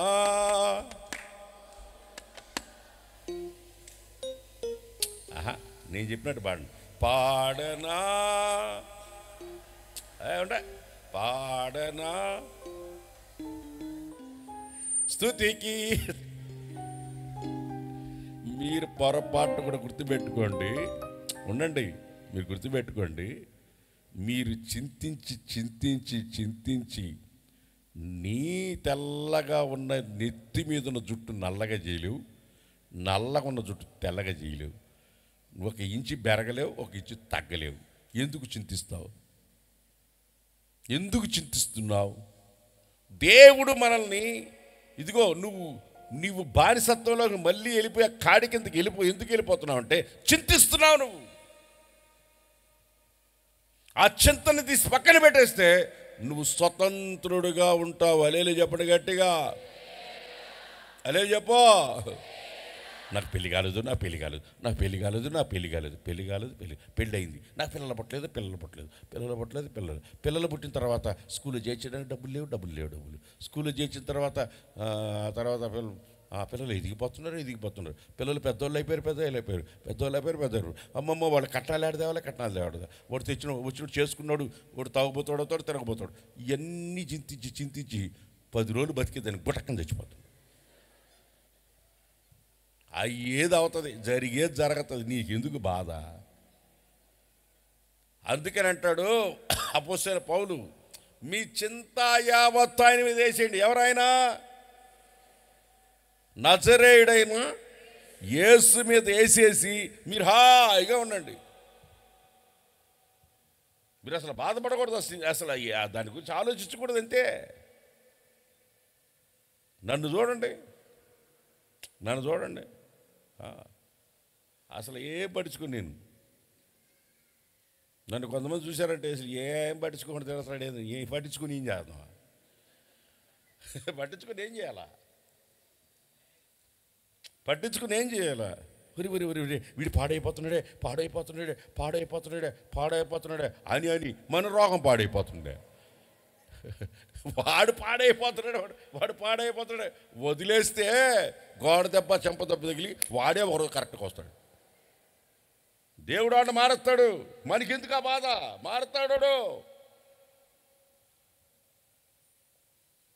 మారుతాడు. మనం ఎందుకు ఊరికి దాని కొరకు బాధపడ్డాం? నా బాధ అంతా కొన్నిసార్లు ఇళ్లలో మాట్లాడుతూ చూడాలా, నా చింత అంతా నీ మీదే, నీ కోసం, నా బాధ అంతా నీ విషయంలోనే నేను బాధపడుతున్నా. అంతకాలం బతుకును నీ మీదే నా చింత. నేను గుర్తుపెట్టుకోండి, మీరు ఈ రోజు నుంచి పొరపాటున చింతించబాకండి. ఎంత సమస్యన్న ఆయన మీద వేసేసేయండి. దాన్ని విడుదల పొందితే నువ్వు స్వేచ్ఛగా ఉంటావు, హాయిగా ఉంటావు, స్వతంత్రంగా ఉంటావు. దాన్ని విడిచిపెట్టి కమ్ము ఉంటే చింతించి టైం వేస్ట్. అర్థం కదా? అనారోగ్యం వచ్చేస్తుంది. చిన్న ఎగ్జాంపుల్ చెప్తానండి. ఒకసారి యేసన్న గారు మా తమ్ముడు పంపించి మెడ్రాస్కి. ₹1,00,000 కీబోర్డ్ తెప్పించిన. అప్పుడు ₹1,00,000 అంటే గ్రేట్. ఇప్పుడు 1,00,000 అంటే మన పిల్లలకి లెక్క కూడా. ఇప్పుడు 1,00,000 అంటే మన పిల్లలకి లెక్క కూడా. ఆ రోజుల్లో ₹1,00,000 కీబోర్డ్ అంటే T3 కార్క్ T3 ₹1,00,000 మెడ్రాస్ నుంచి తెచ్చిన. మేము అప్పుడు న్యూజివీడ్లో మీటింగ్లో ఉన్నాం. తీసుకొచ్చి మీటింగ్లో పెట్టి ఆన్ చేసి వాయిద్దామని మా తమ్ముడు పెట్టాడు. అంటే ఆన్ కాకపోయే లోపల అక్కడి నుంచి వాయించి తీసుకొచ్చినోడు ఇక్కడ తెచ్చి మీటింగ్లో పెట్టంగానే అది రాకపోయే లోపల మా తమ్ముడు పాపం చాలా బాధ అయిపోయింది. ఏసన్నకు పోయి చెప్పాడు, ఒరేయ్ ₹1,00,000 పని చేయట్లేదు. ఆయన బాధపడిపోయాడు. నేనేమో 1998 అది 1998లో ఆ న్యూజివీడ్లో మాకు పెద్ద హాస్పిటల్లో రూములు ఇచ్చినారు, పేషెంట్ల రూములు. ఏంది మీటింగ్కి పోతే రెస్ట్కి ఆడ పడుకొని ఆ పేషెంట్ బెడ్ మీద నేనేం పాట రాశాను అనుకుంటున్నావు? ఈ నిరీక్షణ నన్ను సిగ్గుపరచదు అని దరివేసుకుంటా పాడుకుంటా ఉన్నా. మా తమ్ముడు ఏసన కాడికి పోయి అది చెడిపోయిందంటే ఫ్రీడన్న మాత్రం మ్యూజిక్ వేసుకుంటా పాటలు పాడుకుంటున్నాడు అన్నాడు. అన్న నన్ను చూసి, ఏం రా నీకు బుద్ధి ఉందా, తలకాయ ఉందా, ₹1,00,000 పని చేయకపోతే మ్యూజిక్లు కొట్టుకుంటున్నావా అని. కొట్టుకోకపోతే నన్ను ఏం చేయమంట. ₹1,00,000 పోతే పోయింది, పోనీ ఇంకోటి కొనుక్కుంటాం. విచిత్రమైన సంగతి ఏంటంటే దాన్ని వెంటనే మళ్ళీ మెడ్రాస్కి బయలుదేరి మీటింగ్ అయిపోయింది ఆగుతాలిక మళ్ళీ మెడ్రాస్కి వెళ్ళాడు మా తమ్ముడు. మెడ్రాస్కి పోయి అక్కడికి పోయి వాడికి ఇస్తే దాని లోపల కంప్యూటర్లో ₹1 బిల్ల అంత బ్యాటరీ ఉండదా? వాచ్ మనం కంప్యూటర్ని ఆపేసినా మళ్ళీ ఆన్ చేస్తే వాచ్ కరెక్ట్గా వస్తుందా లేదా దాని లోపల ఇంటర్నల్గా ఒక బ్యాటరీ ఉంటుంది. ఆ బ్యాటరీ వీడు ఎత్తుకొచ్చేటప్పుడు కదిలింది. ఆ బ్యాటరీ కదిలిన దానివల్ల నా నేను చింతబడి బాధపడాల్సిన అవసరం ఏంది? వాడు ఆడొక భాగంగానే దాన్ని పెట్టి వచ్చింది పో అన్నాడు. ఆడకి తీసుకొచ్చిన తర్వాత మా తమ్ముడు ముఖం కలకలాటది. ఆ ₹1 బిల్ల పక్కకు పోయినా నా ముఖం మాత్రం కలకల అంటానే ఉంది. ఆ రోజు కూడా నేను చింతపడలా. ₹1,00,000 వస్తువు పని చేయకపోయినా నేను చింతపడలా. నాది యోబు వంశం, నాది యెహోవా ఇచ్చెను. చెప్పండి అందరూ, యెహోవా ఇచ్చెను, యెహోవా తీసుకొనెను. మొన్న ఫ్రెండ్ నాకు ₹30,000 వాచి తెచ్చిచ్చాడు. అది ఆడ పెట్టినా అది వేసుకున్నా, యెహోవా ఇచ్చెను హల్లెలూయా అని అది వేసుకుని తిరిగిన 4 రోజులు. అది ఒక దగ్గర పెట్టుంటే అడ్రస్ రావడం పోయింది, యెహోవా ఇచ్చెను ఎవడో తీసుకెళ్ళను అని. అంతే, ఏం బాధపడలా నేను. ₹30,000 వాచి పోయింది. పానే ఇది ఎన్ని వేలు అనుకుంటున్నావు? ఇది ఎన్ని వేలు అనుకుంటున్నా? అటు తీసుకెళ్తున్నారని చెప్పేసి 3,500 తీసుకున్నా. ఇది ఎత్తుకెళ్ళరు. అయినా పోయినా నాకేం బాధలే. 30,000 పోతే ₹3,00,000 వస్తుంది. ఇస్తాడు. అయినా దాని కొరకునే సేవకు రాలా. అర్థం కాలా? దాని కొరకు నేను చింతించను. ఒకడు ఉన్నాడని పొంగిపోను, ఒకడు వెళ్ళిపోయాడని బాధపడను. దేవుడు ఈ రోజుకి మనకి ఏమిస్తాడో దాంట్లో నేను కృతజ్ఞతాస్తుతులు చెల్లించి దేవుని స్తుతిస్తా. చేతులు తల్లి చెప్పండి, గట్టిగా చెప్పండి. మీ చింత యావత్తు ఎవరి మీద వేయాలా? మీరు ఈరోజు నుంచి హ్యాపీగా ఉండాలి. ఆడవాళ్ళకి చెప్తున్నానండి, ఒక ఆమెకు పిల్లలు లేరు. పిల్లలు లేకపోతే ఆమె ఏడుపు మామూలు ఏడుపు కాదు. చివరికి ఆ పాస్టర్ గారు తాగి వచ్చినావు నువ్వు అన్నాడు. ఏడవటమే పని, 24 గంటలు ఏడవటమే పని, ఏడిపే పని. నా పిల్లలు పట్టలేదు. మా ఆయన ఇంకొక ఆమె చేసేసుకుంటాడేమో. ఆ పిల్ల వాడు ఇని ఇది భలే ఉందే, ఇది భలే ఆఫర్ ఉన్నట్టుందే, ఒక షేర కొంటే ఒక షేర చంద్రలాగా ఇది నాకు పిల్లల పట్టలేదు, ఇంకో దాన్ని చేసేసుకుంటాడు. ఈ మాట ఇని వాడు ఖచ్చితంగా చేసుకుంటాడు. నీ నోటితో ఆ మాట రాకూడదు, నీ నోట్లో ఆ మాట రాకూడదు. అవి ఏడ్చుకుంటా ఉంది, దేవుని మందిలో ఏడుస్తూ ఉంది. దైవ సేవకుడు అన్నాడు, వచ్చే సంవత్సరం టైంకి నీకు దేవుడు సంతానం ఇస్తాడు పో అన్నాడు. ఆనాటి నుండి ఆమె చెప్పండి వాళ్ళు తెచ్చి బైబిల్ చదివితే కదా చదువు ఆ మాట. ఆమె ఆనాటి నుండి దుఃఖముఖిగా ఉండటం ఆమె చింత దుఃఖం అప్పుడు పుట్టలా పిల్లలకి, పిల్లలు అప్పుడు పుట్టలా. దేవుడి మీద వేసేసింది భారం. దైవ సేవకుడు చెప్పాడు, నువ్వు దుఃఖపడబాక పో అన్నాడు. అంతే. ఖచ్చితంగా సమూయేలు ఒక పిల్లోని దేవుడు ఆమెకి ఇచ్చాడు. ఆ ప్రాంతంలో అతని పేరు ప్రబలేతట్టు చేశాడు. ఒక గొప్ప దైవ సేవకుడిగా అతను చేశాడు. ప్రియమైన దేవుని బిడ్డలారా, యెహోవా వాక్కు అరుదుగా వినబడుతున్న రోజుల్లో యెహోవా వాక్కుని పదే పదే వినబెట్టడం దేవుడు ఆమెకి ఇచ్చాడు. ఎందుకు ఇచ్చాడు? దుఃఖాన్ని తీసి పక్కన పెట్టింది కనుక, చింతను తీసి ఆడ ఎసరు కొట్టింది కనుక. అర్థమైందా? ఇప్పుడు మనం ఏం పాట పాడుకోవాలి తెలుసా? చిన్నప్పుడు పాడామే, చింతలేదిక. ఆ కిస్మిస్ పాట పాడుకోవాలి మనం. ఆ కిస్మిస్ పాట పాడుకోవాలా, చింతలేదిక యేసుప్రభు పుట్టాడని. చింత పడకూడదు మనం. చింత నుండి తొలగించేసాడు, పాపం నుండి తొలగించేసాడు. 3 రోమపత్రిక 8వ అధ్యాయం మొదటి వచనం. రోమపత్రిక 8వ అధ్యాయం మొదటి వచనం. ఇప్పుడు క్రీస్తు యేసునందున్న వారికి శిక్షా విధియు లేదు. శిక్షను తీసిపాడేసాడు. శిక్ష వేసినోడు బానిసత్వంలోనే ఉంటాడు. శిక్ష వేసినోడు జైలు శిక్ష అయినా ఉండొచ్చు, ఓపెన్ ఖైదు అయినా ఉండొచ్చు, ఎటువంటి శిక్ష అయినా ఉండొచ్చు. శిక్ష ఉన్నవాడు బానిస. శిక్ష వేసిన వాడు బానిస. ఇప్పుడు యేసు ప్రభునందు ఎవరైతే ఉన్నారో శిక్షను దాని నుండి కొట్టి పాడేసి స్వతంత్రులుగా చేసి పాడేశాడు మనందరినీ. చేత తెలియజెప్పు, యేసునందున్న వారికి ఏ శిక్షా విధి లేదు. ఆ క్రీస్తునందున్న ఎడల నిత్య జీవం పొందుదువన్నా.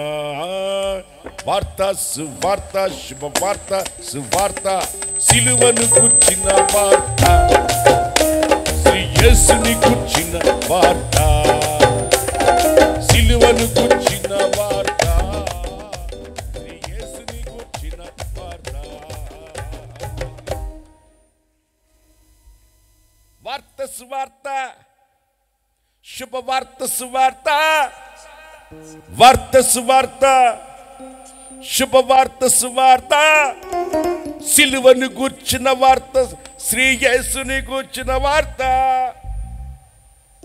యూట్యూబ్లో బెట్ల ఏఐలో పాడేదిన్ని వెరైటీ ఉంటుంది. మీటింగ్ ఎంత పెట్టుకుని నిన్నాలే. ఇప్పుడు మనకు ఏం పోయింది? శిక్షలో ఉండి తప్పించాడు. శిక్షా విధిని చెట్ట తప్పించాడంటే మనమందరము పాపం చేసి శిక్షా విధిలో ఉండగా ఆ మన పాపములు ఆయన భరించి మనల్ని విడిపించాడు. ఎగ్జాంపుల్ చెప్తా. నేను చిన్నప్పుడు దినకరణ్ గారు చెప్పాడు ఎన్నో ఆయన మెసేజ్లు నాకు బాగా ఇష్టం. ఆయన మీటింగ్లో వాక్యం చెప్తుంటే విన్నా. 2 అన్నదమ్ములు ఉండేవాళ్ళట, 2 ఒకటే ఉండేవాళ్ళట. ఒకడేమో చదువుకొని మంచివాడు, ఒకడేమో గజ దొంగ. ఈ గజ దొంగ పోయి ఒకడిని చంపేసి పోలీసులు దొరుకుంటా ఉంటే పరిగెత్తుకుంటా వచ్చాడంట. పరిగెత్తుకొని వచ్చి వాళ్ళ అన్న తలుపు తట్టాడు, ఇంటి తలుపు తట్టాడు. అన్న తలుపు తీ అన్నాడు. తలుపు తీస్తే వాడు లోపలికి వచ్చాడు. ఏందిరా రక్తం అంటే, నేను ఒకటి చంపేశానన్నా, పరిగెత్తుకొని వచ్చానంటే అప్పుడు వాళ్ళ అన్న నీ షర్ట్ ప్యాంటు తీయని ఆ రక్తం మరకలైన షర్టు ప్యాంటు అతను వేసుకొని అతను టక్ చేసుకున్న బట్టలు అతనికి ఇచ్చి పోయి తలుపు తీసాడంట. పోలీసులు ఇచ్చి తలుపు తడితే ఎవరిని తీసుకెళ్తారు ఇద్దరిలో? వీళ్ళిద్దరిలో ఎవరిని తీసుకెళ్తారు? మర్డర్ చేసిన వాడి నుంచి తీసుకెళ్తారా? ఆ బట్టలు ఒంటి మీద ఉన్నవాడిని తీసుకెళ్తారా? ఏం మాట్లాడలేదు. మనం చేసిన నేరాలు ఆయన భరించి మనల్ని శిక్షలోంచి తప్పించేశాడు. చవడగొట్టండి గట్టిగా. హల్లెలూయా, గట్టిగా చెప్పు హల్లెలూయా. మనం శిక్ష తప్పించేసాడు. శిక్షలో ఉన్నవాడు బానిసగా ఉండాల్సిందే. వాడు శిక్షలో ఉన్నాడు. అసలు శిక్ష నేరారోపణ కాకముందే జైల్లో పెడతారు. ఆ వాదనలన్నీ ఇందాక జైల్లోనే ఉంటాడు. వాడు చేయకపోయినా బానిస, వాడు శిక్షలో ఉంటాడు. ఇంకా చేసిన వాళ్ళు లోపలేరా? మనకు రావాల్సిన శిక్ష ఆయన భరించి మనల్ని విడిపించాడు, స్వతంత్రులుగా చేశాడు, శిక్ష నుండి తప్పించాడు. శిక్ష నుండి తప్పిస్తే మళ్ళీ నువ్వు ఆ శిక్షలోకి పోయి మళ్ళీ దాంట్లో తలబెట్టి మరలా ఎందుకు నాశనం అవుతావు? స్వతంత్రతను ఎందుకు పోగొట్టుకుంటావని లేఖను నీతో ఈరోజు హెచ్చరిస్తావు. శిక్ష నుండి తప్పిస్తాడు. నేను ఇప్పటికి ఎన్ని చెప్పాను? పాపం నుండి, నోళ్ళు తెలవారందరూ, పాపము నుండి, చింతల్లో నుండి, శిక్ష నుండి స్వతంత్రులుగా చేశాడు. నాలుగో పాయింట్. యోహాను రాసిన మొదటి పత్రిక 2వ అధ్యాయం 15వ వచనం. యోహాను రాసిన మొదటి పత్రిక 2వ అధ్యాయం 15వ వచనం నుంచి 18 వరకు.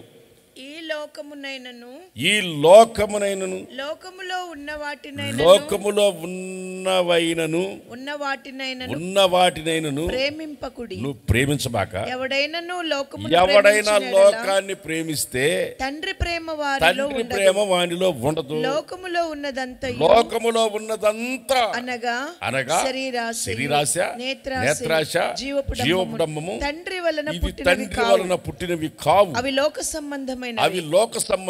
లోకమును దాని ఆశ గతించిపోవును గాని దేవుని చిత్తమును జరిగించువాడు నిరంతరము నిలుచును. హల్లెలూయా. ఇప్పుడు ఆయన దేని నుండి మనల్ని విడిపించాడు?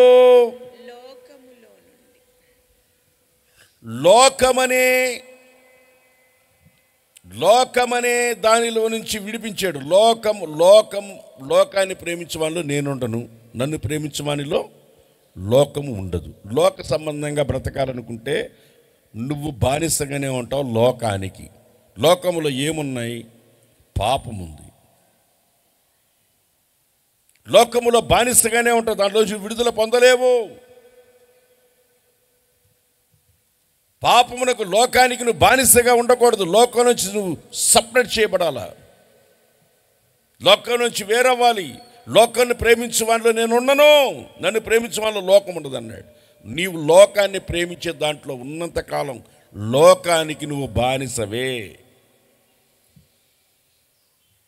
ఈ లోక సంబంధమైన వాటికి నువ్వు బానిసవే.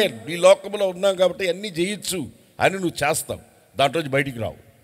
భూమి మీద ఉన్నామండి మనుషులుగా, ఈ లోకంలో ఉన్నాం, ఇవన్నీ చెయ్యాలి. లోక మర్యాద అంటావు, నేను ఇవి చెయ్యాలి అంటావు.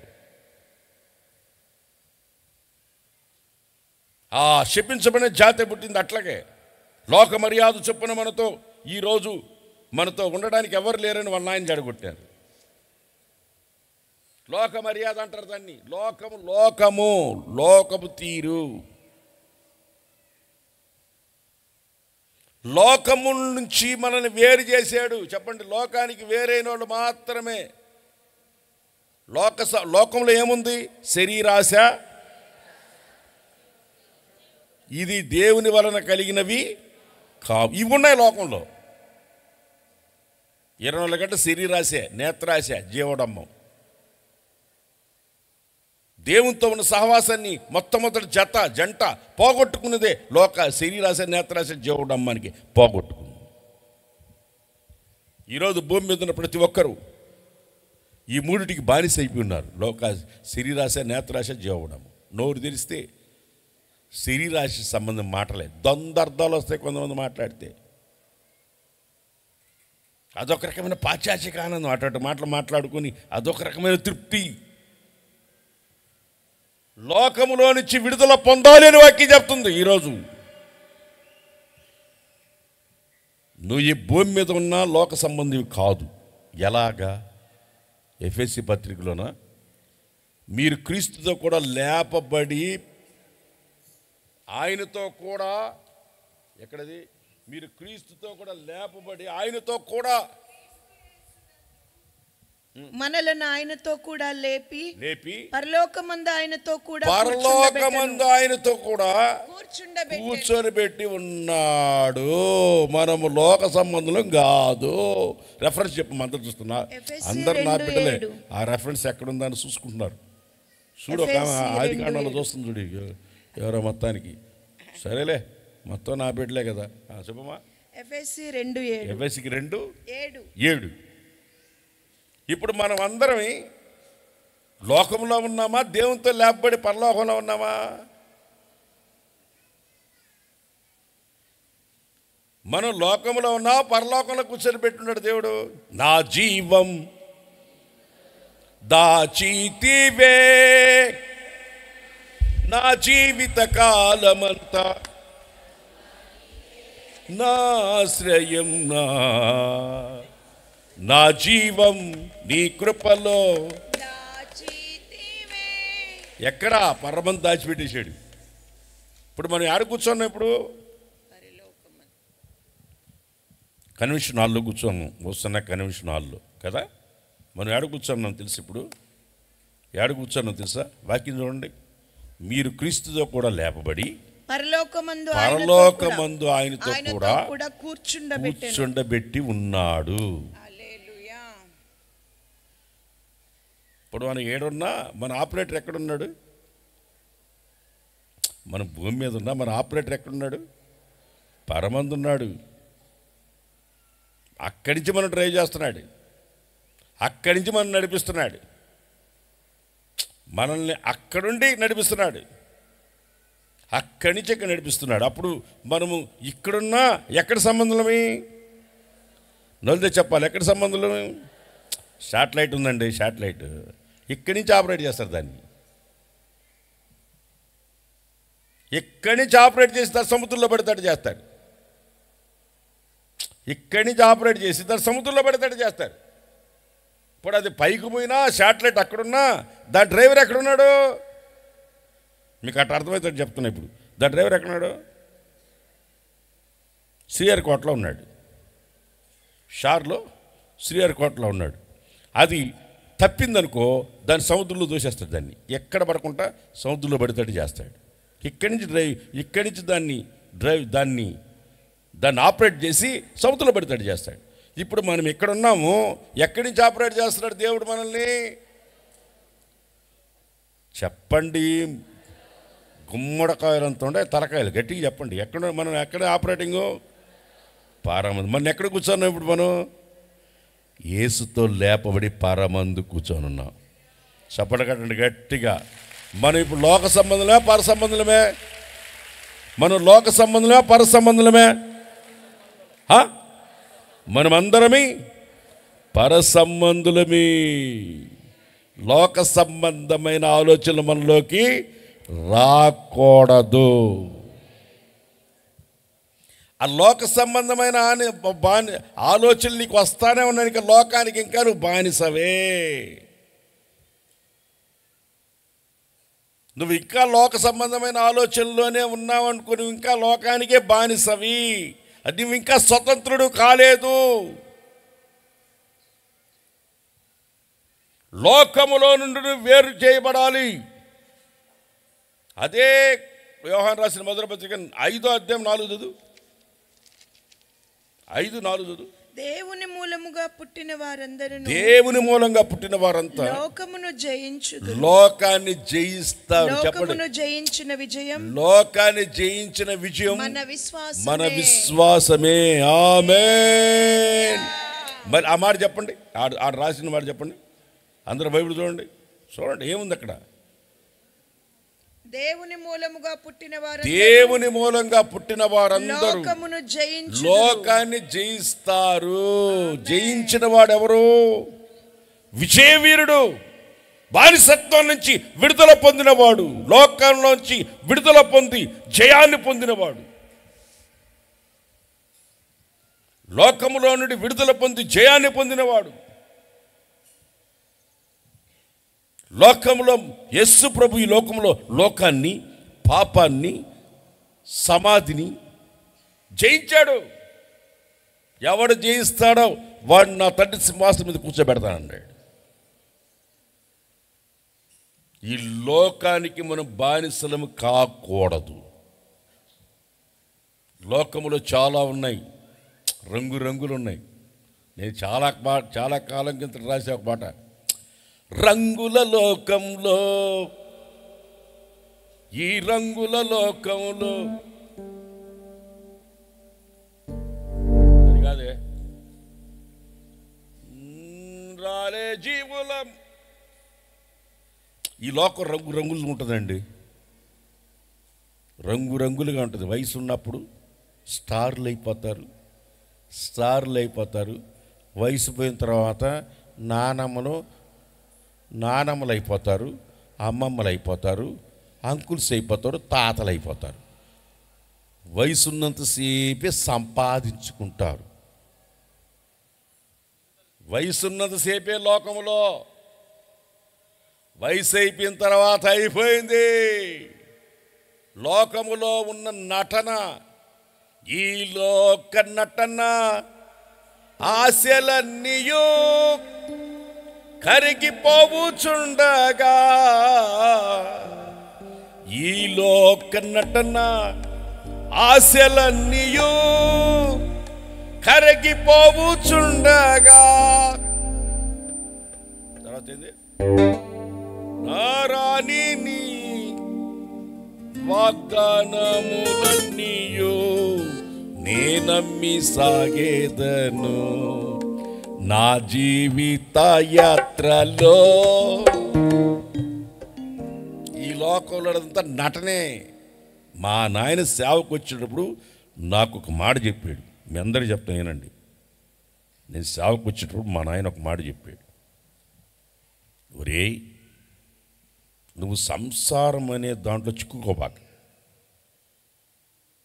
2 మగపిల్లలు ఇప్పుడు చచ్చిపోయిన తర్వాత నువ్వు పుట్టావు, నిన్ను ప్రభుకి అంకితం చేసేసా.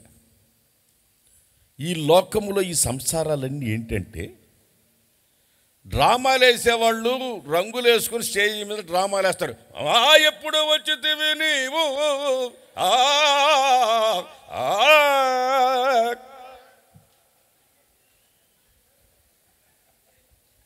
నీ వద్ద ఏమీ లేదా నాదా, నా దగ్గర ఏమీ లేదు నాదా.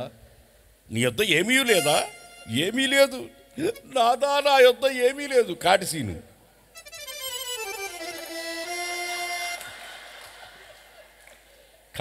రా, ఏమి లేదు నాదా. నీ దగ్గర తాలిబొట్టు ఉంది కదా అంటాడు. అర్థం కదా? ఆ వేషాలు వేసుకొని నాటకం వేస్తారే, నాటకాలు వేసేవాళ్ళు రంగు పూసుకొని నాటకాలు వేస్తారు. మా నాయన చెప్పిన మాట, సంసారం అనేది రంగులు లేకుండా ఉండే నాటకం నాయన. తల్లి పాత్ర, తండ్రి పాత్ర, కొడుకు పాత్ర, మనవడ పాత్ర, మనవరాల పాత్ర, ఈ నా మనవడు, నా మనవరాలు, నా భార్య, నా కూతురు, నా కోడలు, నా అల్లుడు, దీంతోనే వాళ్ళు డ్రామా నాటకాలన్నీ అయిపోయి వాళ్ళు నాటకాన్ని ముగించుకొని వాళ్ళు రంగులు వేసుకొని వేస్తారు. వీళ్ళు రంగులు లేకుండానే నాటకాలు వేస్తారు నాయన. ఈ నాటకాల్లో చిక్కుకోబాక నాయన అని చెప్పాడు మా నాయన. సేవకు వచ్చేప్పుడు మా నాయన చెప్పిన మాట అండి ఇది. అర్థం కదా? సంసారమైన దాంట్లో చిక్కుకోబాక నాయన అని చెప్పాడు. కావాలంటే చూడండి, మీ ఇంటికి వెళ్ళిన తర్వాత చూడండి. ఏమే అన్నం పెట్టే, నువ్వు తిన్నావా? నువ్వు లేకుంటే నేను ఎప్పుడు తిన్నానయ్యా? నీకు పెట్టిన తర్వాతే కదా నేను తినేది. అంతమంది పిల్లలకి పెట్టేటప్పుడే ఒక 4 ముద్దలు తినేసి ఉంటుంది. పిల్లలకి అన్నం పెట్టేటప్పుడే, పిల్లలకి పెట్టేటప్పుడు 4 ముద్దలు తినేసి ఉంటుంది. నువ్వు లేకుండా నేను ఎప్పుడైనా తిన్నానయ్యా? ఏమి నాటకం అబ్బా, ఏమి నటిస్తారా అబ్బా. వాడిని అడగాల,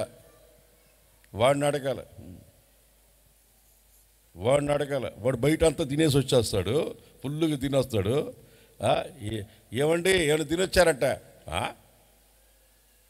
నువ్వు కలిపి పెడితేనే కదా నేను తినేది, నేను బయట ఆడ తింటాను. అప్పటికే వాడు హోటల్లో కుతుకిలు దాకా తినిచ్చుంటాడు. మళ్ళీ ఎంత నటిస్తాడంటే నువ్వు పెడితేనే నేను తినేదంట. అది కలిపి పెట్టింది అనుకో, తింటావు, తినిచ్చాడు కదా, వద్దులే ఈరోజు నీకోసం ఉపవాసం ఉంటానంట. ఎంత నటిస్తారు. ఈ లోకములో నటన ఉంది, రంగులుంటాయి, వేషాలుంటాయి, ఇవన్నీ రాలిపోతాయి ఒకరోజు.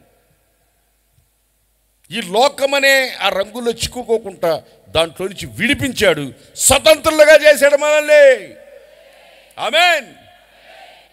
లోకం నుంచి విడుదల పొందించాడు, స్వతంత్రులుగా చేశాడు. మళ్ళీ లోకంలో పడిపోవాకండి, మళ్ళీ దాని కింద పోయి కాడి కింద పోవాకండి. ఇంకొక మాట చెప్తా, గలతీ పత్రిక 2:16.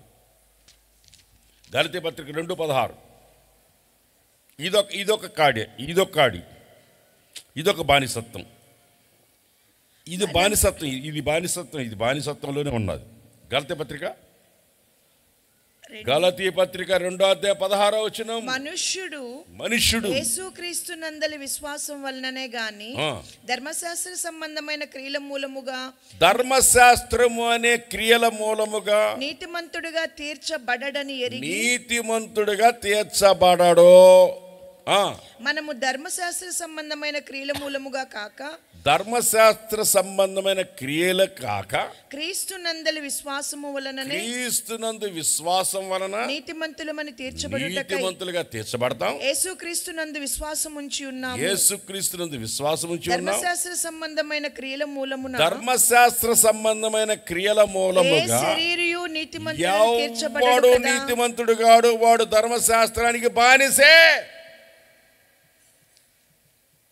అది సనాతనం అవ్వచ్చు, పురాతనం అవ్వచ్చు, భూమి పుట్టక ముందు నుంచి ఉండొచ్చు. ఏ గ్రంథం, ఏ ధర్మశాస్త్రం మనిషిని విడిపించదు, అది ఏలుతుంది. ఒక్క మాట చెప్పాలంటే ధర్మశాస్త్రాన్ని గురించి, ఓల్డ్ టెస్టిమెంట్ ధర్మశాస్త్రం గురించి చెప్పాలంటే ఒక్క మాటలో మీకు అర్థమయ్యేటట్లు చెప్తానండి. డాక్టర్ దగ్గరికి పోతే జ్వరం వచ్చిందని తీసుకెళ్తే చిన్న బిడ్డని డాక్టర్ ఏం చేస్తాడు? ఒక థర్మామీటర్ తీసుకొచ్చి, నాయన సంకలో పెడతాను నాయన ఆయన సంకలో పెడతాడు. చిన్నపిల్లలకి, పెద్దవాళ్ళకైతే నోట్లో పెడతారు, నాలుగు కింద పెట్టి కొంచెం ఉన్నాయన అంటారు.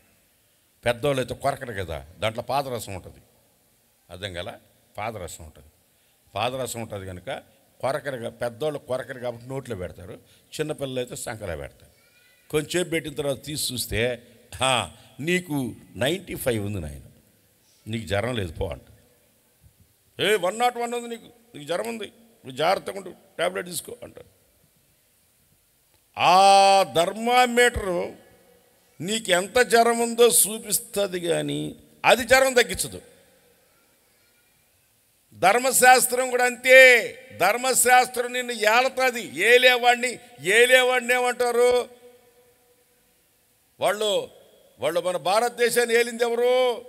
స్వతంత్రం రాకముందు బ్రిటిష్ వాళ్ళు రాకముందు రకరకాల వాళ్ళు ఏలినా బ్రిటిష్ వాళ్ళు ఏలేరు. వ్యాపారానికి వచ్చి ఈ బ్రిటిష్ వాళ్ళు వచ్చి ఏలేరు. వాళ్ళు ఏలేవాడిని ఏలుతున్నాడు కాబట్టి వాళ్ళకి బానిసలం. ఈ ధర్మశాస్త్రం కూడా మనల్ని ఏల్తుంది కానీ విడిపించదు. నువ్వెంత పాపివో నీకు చెప్తుంది కానీ నిన్ను విడిపించదు. పాపం నుంచి విడిపించదు, నిన్ను స్వతంత్రునిగా చేయదు, నీ పాపం నుండి నిన్ను విముక్తి చేయదు. నువ్వెంత ధర్మశాస్త్రం గురించి పఠించినా, దాని గురించి చెప్పినా అది నిన్ను విడిపించదు. అందుకనే యేసుప్రభు ఈ లోకానికి వచ్చి ధర్మశాస్త్ర 10 ఆజ్ఞల్ని ఒక్క మాటతో చెప్పాడు. ఏం చెప్పాడు ఒక్క మాటతో? ప్రేమ అన్నాడు అంతే. ఒకే ఆజ్ఞ. ఏంది? ప్రేమ అని ఆజ్ఞ ఇచ్చేసాడు. హల్లెలూయా. ధర్మశాస్త్రాన్ని పఠిస్తున్నావు కరెక్టే, అది నిన్ను విడిపించదు. నువ్వెంత ఘోర పాపో చెప్తుంది కానీ నిన్ను విడిపించదు. నిన్ను బానిసగానే పెడుతుంది. అది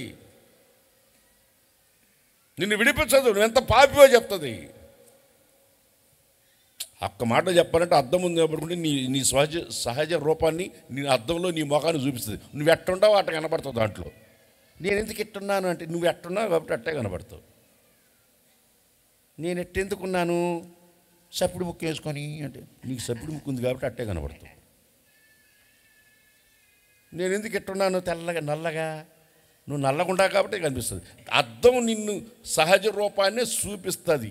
నువ్వు ఎట్టున్నావు అట్టే చూపిస్తుంది, నిన్ను మార్చదు. యేసు ప్రభు నిన్ను మార్చగలడు. చేతుల తెల్లలు చెప్పండి. స్వతంత్రుడిగా చేయగలడు. నిన్ను స్వతంత్రుడిగా చేయగలడు. హల్లెలూయా, హల్లెలూయా. లోకము నుంచి ధర్మశాస్త్రం అనే కాడి నుంచి మనల్ని విడిపించాడు. ఏలేవాడిని రాజు అంటారు. అర్థమైందా? ధర్మశాస్త్రం అనే ఒక భర్త అని కూడా ఉంటుంది బైబిల్లో. తర్వాత చదువుకోండి, రెఫరెన్స్ చెప్పనులే. ఎక్కడుంది అని మీరు అందరూ అడగండి. ఎక్కడుంది అనండి అందరూ చెప్పండి. అడగండి ఎక్కడుంది అని అడగండి. బైబిల్లో చదువుకో. బైబిల్లో ఉంది, చదువుకో. ఎఫెసీ పత్రిక 5:8 6ది 7 చెప్పేసి ముగిచ్చేస్తా. 6ది ఎఫెసీ పత్రిక 5:8 మీరు పూర్వమందు చీకటి అందరు చెప్పండి. అందరు చీకటి అని చెప్పండి. అరే ఎంత శ్రద్ధగా చెప్పారబ్బా. శ్రద్ధగా చెప్పండి. పూర్వం మంది ఎవరు మనం? చీకటి. ఈ గుంటూరులో ఒక ఆయన ఉన్నాడు, మన పాస్టరేలే పాపం, మంచోడు. మన పాట రాశాడు. స్తుతి పాత్రుడా స్తోత్రార్హుడా. ఫస్ట్ కేసులో పాడాడే. స్తోత్రులందుకో పూజార్హుడా పాడాడే. నీ పేరేంటన్నా? చీకటి యేసుదాస్ అన్నాడు.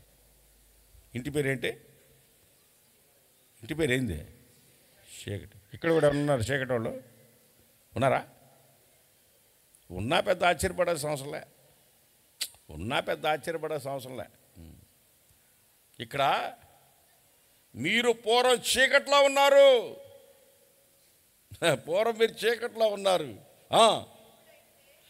ఇప్పుడైతే ప్రభునందు వెలుగై ఉన్నారు. కొట్టడు చవడ గట్టిగా హుషారుగా. చీకట్లో నుంచి ఆశ్చర్యకరమైన వెలుగులోనికి ప్రభు యేసు తీసుకొచ్చాడు. మరలా అక్కడికి మరలా మీరు స్థిరముగా నిలిచి మరలా దాస్యంలోకి వెళ్ళిపోయి మళ్ళీ చీకట్లోకి వెళ్ళబాకండి. ఐగుప్తు అంటే చీకటి, అప్పుడు మీరు చీకట్లో ఉన్నారు. ఇప్పుడు చీకట్లోంచి వెలుగులోకి రండి. ఇప్పుడు మన చీకటి కాదు. కొంతమందిని అర్ధాకు పోయిరారా అని అనుకో, నాకు భయం అయ్యా, నాకు భయం. ఒక్కడిని నేను వెళ్ళలేను. ఎంత కటికి చీకటి నన్ను పంపించి నేను పోయేస్తా. భయపడను. ఎందుకంటే నేను వెలుగు సంబంధమై ఉన్నాను. దేవుని స్తోత్రం కలిగింది కాదు. Praise the Lord. హల్లెలూయా, హల్లెలూయా.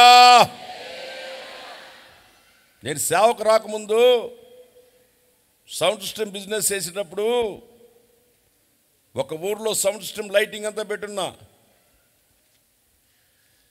ఒక ఇంట్లో ప్రార్థనా కూటం ఉంటే వచ్చి డ్రమ్స్ ప్లే చేసి జాస్రం వాయించి చివరి బస్సు ఎక్కిపోయినా మళ్ళీ అక్కడికి ఊర్లోకి నడిచిపోవాలి. అక్కడికి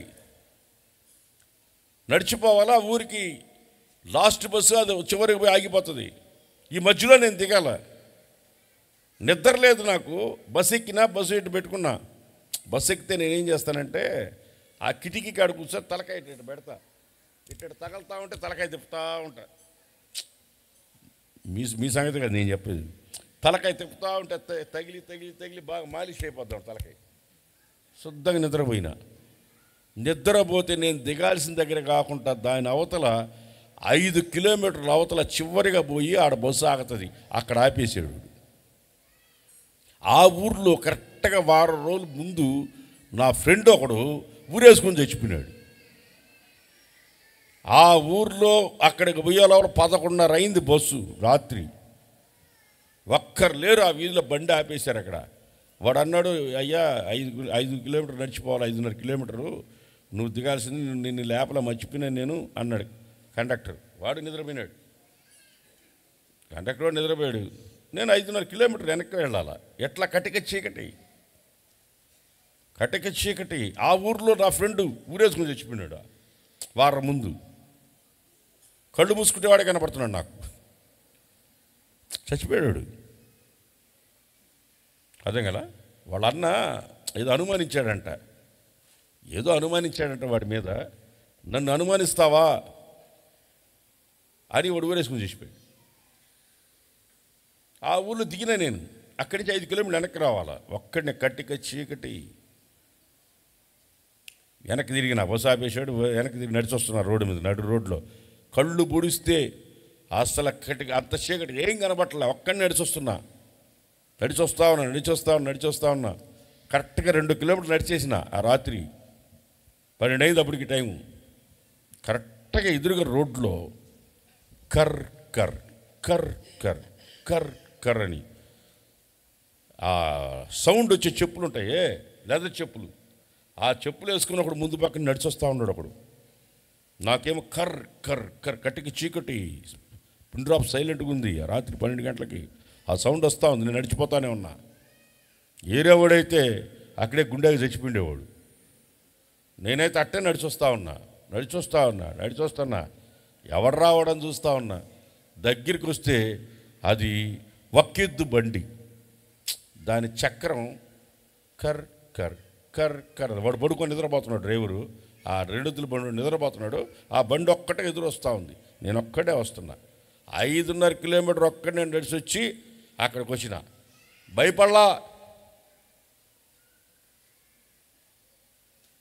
భయపట్టున్న బయోడేటాలోనే లేదు.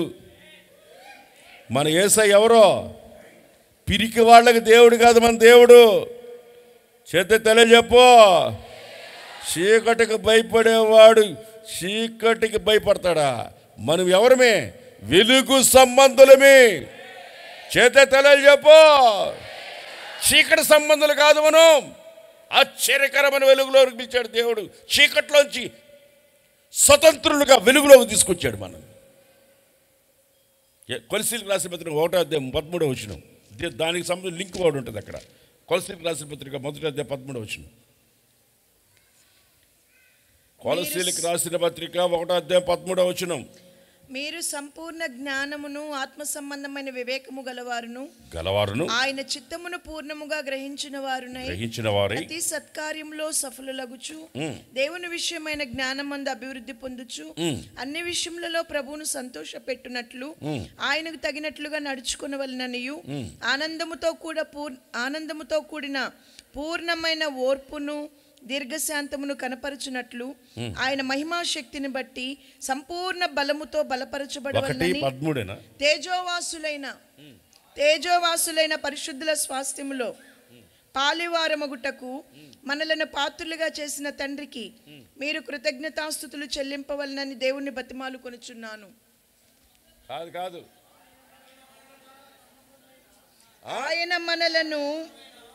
ఆయన మనలను నేను భయపడను. వీళ్ళు రెఫరెన్స్ తప్పు చెప్పినా నేను భయపడను. హల్లెలూయా. నేను భయపడను. అంత పెద్ద అర్ధరాత్రి 12 గంటలకే భయపడలా. ఇన్ని లైట్లో భయపడతాను నేను. ఒరే ఆ చదువు ఆయన మనలను ఆయన మనలను అంధకార సంబంధమైన అధికారములో నుండి విడుదల చేసి మనల్ని విడుదల చేసి తాను ప్రేమించిన విడుదల. చెప్పండి అందరు గట్టిగా చెప్పు, విడుదల. దీని మీద రాస్తా ఒక పాట.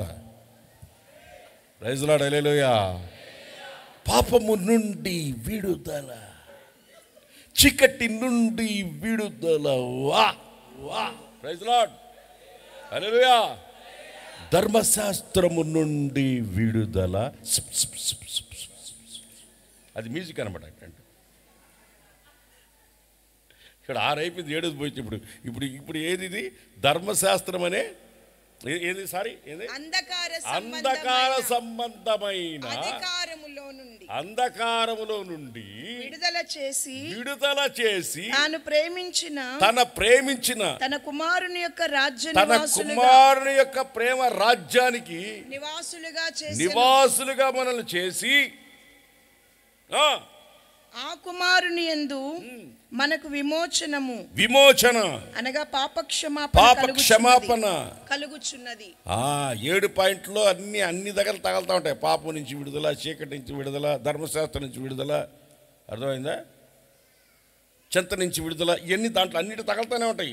ఆ రెఫరెన్స్లు అన్నీ తగులుతుంటాయి. చీకటిలో నుంచి మనల్ని విడుదల చేసి స్వతంత్రులుగా చేశాడు. ఇక మనల్ని ఎక్కడ వదిలినా చీకట్లో ఒక భావం. సాధు సుందర్ సింగ్ గారు ఒకసారి హిమాలయ పర్వతాల్లో వెళ్తూ అక్కడ ఒక రాయి ఎడబడి ఉంటే ఆ రాయిని తీశాడు. రాయిని తీస్తే ఆ రాయి కింద చాలా పురుగులు ఉన్నాయి. రాయి కింద ఉన్న చీకట్లో ఉన్నాయి ఆ పురుగులు. రాయి ఇటుంటే చీకటి ఉంటుంది కదా కింద, ఆ చీకట్లో ఉన్న రాళ్ళు చాలా. రాయిని టెత్తంగానే ఆ పురుగులన్నీ మళ్ళీ ఎక్కడ చీకటి ఉందని ఎత్తుక్కొని పోయి ఆ చీకటి దూరినాడు. మళ్ళీ పోయి ఆ రాయి ఎత్తాడట, మళ్ళీ ఇంకెక్కడ ఉందో చీకటి అని ఇంకో తోట కుదిరినాడు. కొంతమందిని మనం ఎంత ట్రై చేసి వాళ్ళకి వెలుగులో నడిపిద్దామని మనం ఎంత ప్రయత్నించినా మళ్ళీ చీకట్లోకే పోతాయి. చీకట్లేక పోతాడు. నాకు తెలిసినాడు ఒకడు ఉన్నాడు, ఉదయం అంతా తప్పుడు కప్పుకొని పడుకుంటాడు. హల్లెలూయా చెప్పండి, గట్టి చెప్పండి. ఒకడున్నాడు, నాకు తెలిసినాడు ఒకడు, తప్పుడు కప్పుకొని ఉదయం అంతా పడుకుంటాడు. సాయంత్రం అయితే లేచి సలసల నీళ్లు కాగబెట్టుకొని అప్పుడు బట్టలు ఐరన్ చేసుకొని సలసల నీళ్లు కాగబెట్టుకుని స్నానం చేసి ముఖానికంతా పౌడర్ కొట్టి అప్పుడు బట్టలు వేసుకుని రోడ్లోకి పోతాడు. రాత్రి పగలబాడు రాత్రుల పూట వాడు నిద్రవమ్మన్నా నిద్రపోడు. ఎంతసేపటికి చీకట్లో తిరగాలి. నేను మీకు మర్మంగా చెప్పా, దీన్ని మర్మంగా చెప్పా. డైరెక్ట్గా చెప్తే ఫీజులు ఎగిరిపోతాయని కొంచెం మర్మంగా చెప్పాడు. రాత్రుల పూట అస్సలు రాత్రుల పూట నిద్రపోడాడు, పగలంతా నిద్రపోతాడు. ఇటాటోళ్ళు ఆడవాళ్ళు ఉన్నారు, మగవాళ్ళు ఉన్నారు. ప్రస్తుతానికి మగవాళ్ళ గురించి చెప్పా, ఆడవాళ్ళ గురించి టచ్ చేయను.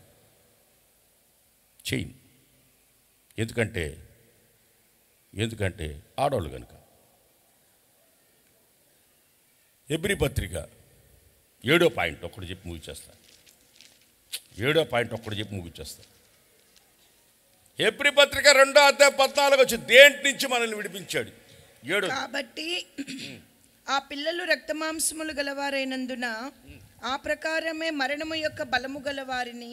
ఇదిగో రక్తమాంసములతో ఉన్నవారందరూ, రక్తమాంసములతో అందరూ ఇక్కడున్న రక్తమాంసాలు లేనివాళ్ళు ఎవరంటే హల్లెలూయా చెప్పండి. హల్లెలూయా.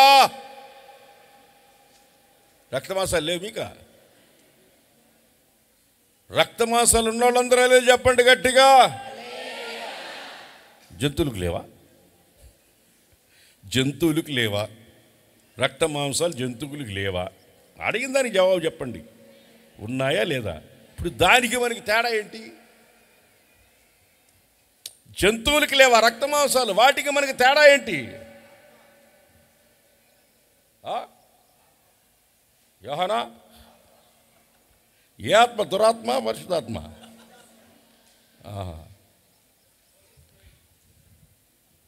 ఇక్కడ ఆ పిల్లలు రక్త మాంసములు గలవారైనందున, రక్త మాంసములతో ఉన్నవాడంతా ఒక బానిసత్వంలో ఉన్నాడు.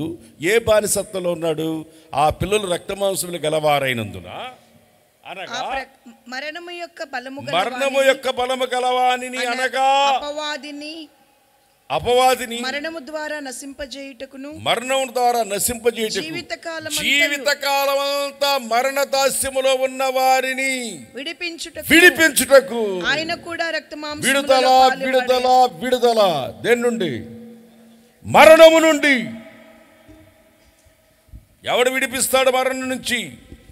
విడిపించడానికి వచ్చాడు. ఆయన పేరు ఏకైక నామం, భూమి మీద ఇవ్వబడిన ఒకే ఒక నామం, నజరేయుడైన యేసు.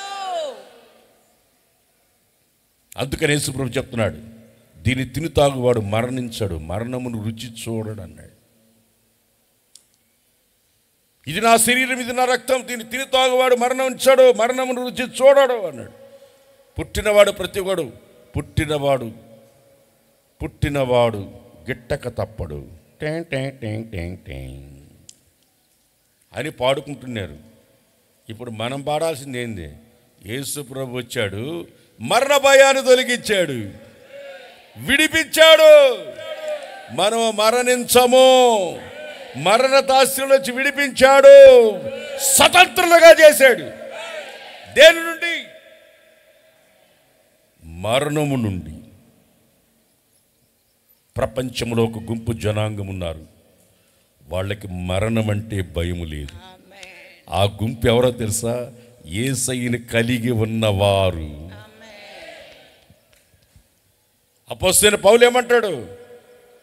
బ్రతికితే క్రీస్తు, చెప్పండి, బ్రతికితే క్రీస్తు, సావైతే బెనిఫిట్, నాకు లాభం. క్రైస్తవుడు ఒక్కడే మరణానికి భయపడిన వాడు. ఈ ప్రపంచంలో ఎవడైనా మరణానికి భయపడాల్సిందే. మరణం అంటే ప్రతి ఒక్కడికి భయమే, కానీ క్రైస్తవుడికి భయం లేదు. ఎందుకంటే మరణము నుండి మనల్ని విడిపించేశాడు. యేసయ్యనందు విశ్వాసం వచ్చిన వాడు మరణమును రుచి చూడడు. స్టెఫన్ మరణించాడా, నిద్రపోతున్నాడా? స్టెఫన్ మరణించాడా, నిద్రపోతున్నాడా? బైబిల్ చదువు. స్టెఫన్ మరణించాడా, నిద్రపోయాడా? ఇది కూడా తెలియదా? బైబిల్ చూస్తున్నారు, చెప్పడం చేస్తున్నారు, అది కూడా తెలీదా? అతడు ఆ మాట పలికి ఈ మాట పలికి నిద్రించెను. చావడు క్రైస్తవుడు. ఆమేన్. చేతెత్తెలు చెప్పండి. హల్లెలూయా.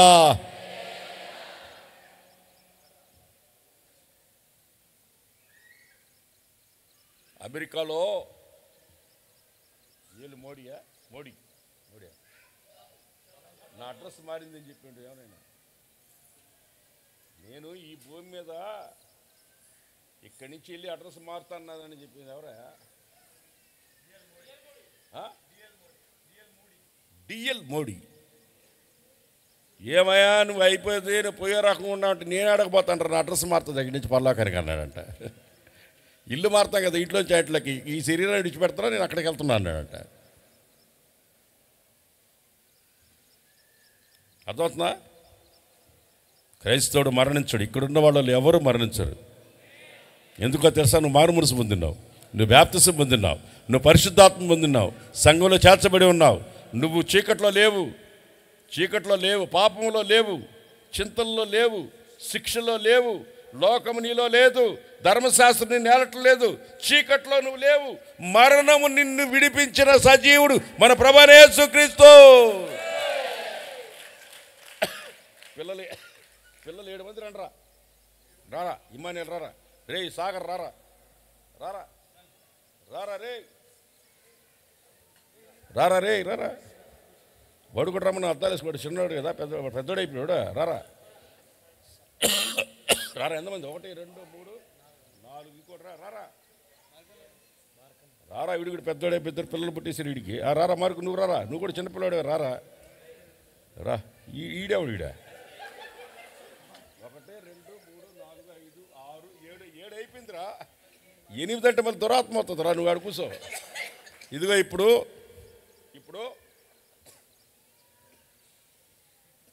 నీ పేరు పాపం. నీ పేరేంటి? పాపం. నీ పేరేంటి? చింత. చింతించి చింతించి చింతించి చింతించి కవర్ చేసుకుంటున్నాడు చింతని, కవర్ చేసుకుంటున్నాడు. ఇప్పుడు నీ పేరేంటి? నీ పేరు చింత. మూడోవాడు శిక్ష. శిక్షా విధిలోనే ఉన్నాడు ఇప్పుడు ప్రస్తుతానికి. హల్లెలూయా. ఇదిగో రా, లోకంలోనే ఉన్నాడు వీడు. ఎవడు కొడితే మైండ్ బ్లాక్ అయిపోద్ది. పండుగాడు వీడే. ఇడుగా ఎవడు కొడితే దిమ్మ దీనికి మైండ్ బ్లాక్ అవద్దు, వాడే పండుగాడు. ఇడుగా పండుగాడు. ఏంటి నీ పేరేంట్రా? వీడెవడరా? లోకం. వాడి శిక్ష. ధర్మశాస్త్రం. వీడు ధర్మశాస్త్రం బాగా పాటిస్తాడు. వీడు ధర్మశాస్త్రం. వీడి పేరు చీకటి. గుర్తుపెట్టుకోండి, మీ పేర్లు మీరు గుర్తుపెట్టుకోండి. మీ పేర్లు మీరు గుర్తుపెట్టుకోండి. నీ పేరేంటి? చీకటి. వీడెవరు? మరణం. మరణం. అర్థమైందా? మరణం. రా. ఇప్పుడు ప్రతి మనిషిని 7 బానిసలుగా చేసేసి ఉన్నాయి. 1 పాపం, చింత, శిక్ష, లోకం, ధర్మశాస్త్రం, చీకటి, మరణం. బేస్ వయసులో మరణం. ఇప్పుడు ఈ 7 నన్ను పట్టుకొని ఉన్నాయి. ఇప్పుడు నేను ఎట్లా స్వతంత్రుని అవుతాను? ప్రపంచంలో ఉన్న ప్రతి ఒక్కడు, ఎవడైనా సరే, వాడు ఎంత డబ్బు ఉన్నా సరే, వాడు ఎంత పెద్ద అధికారైనా సరే, వాడు ఎవడైనా సరే, ఈ 7 వాళ్ళని పట్టుకొని ఉన్నాయి. దీంట్లో నుంచి విడిపించేవాడు ఎవడు? పట్టుకొని గట్టిగా నన్ను. నేను వెళ్తా రే, నేను వెళ్తా వదలరా రే, నేను వెళ్తారా రే. ఎవర్రా మీరంతా? రే ఎవర్రా మీరంతా? వదలరా నన్ను. అరే వదలరా నన్ను, వదలరా నన్ను. బాగానే ఉందిరే, బాగా వస్తుంది. వదలరా నన్ను. పట్టుకోరా 2 చేతులతో. నన్ను వదలరా. నేను వెళ్తా. అరే నన్ను వదలరా. నేనెట్లా స్వతంత్రుని అవుతాను? 7 పట్టుకొని ఉంటున్నాను. ప్రతి మనిషిని 7 మనిషిని బానిసలుగా చేసేస్తున్నాయి. ఈ 7 నుంచి విడిపించగలిగిన ఒక్కడే, ఆయన పేరు నజరేయుడైన. పట్టుకో గట్టిగా నన్ను, పట్టుకోండి గట్టిగా నన్ను. అవసరంలే, పట్టుకో గట్టిగా. హల్లెలూయా, హల్లెలూయా. మీరు ఇంటికి వెళ్ళిన తర్వాత ఆలోచించుకోండి, ఈ 7 మిమ్మల్ని పట్టుకొని ఉన్నాయా, వదిలేసినాయా? చెప్పు. ఇంతకాలం నుంచి నిన్ను నా వాడిగా చేసుకుని ఉంటే నువ్వు ఏడకపోతావని.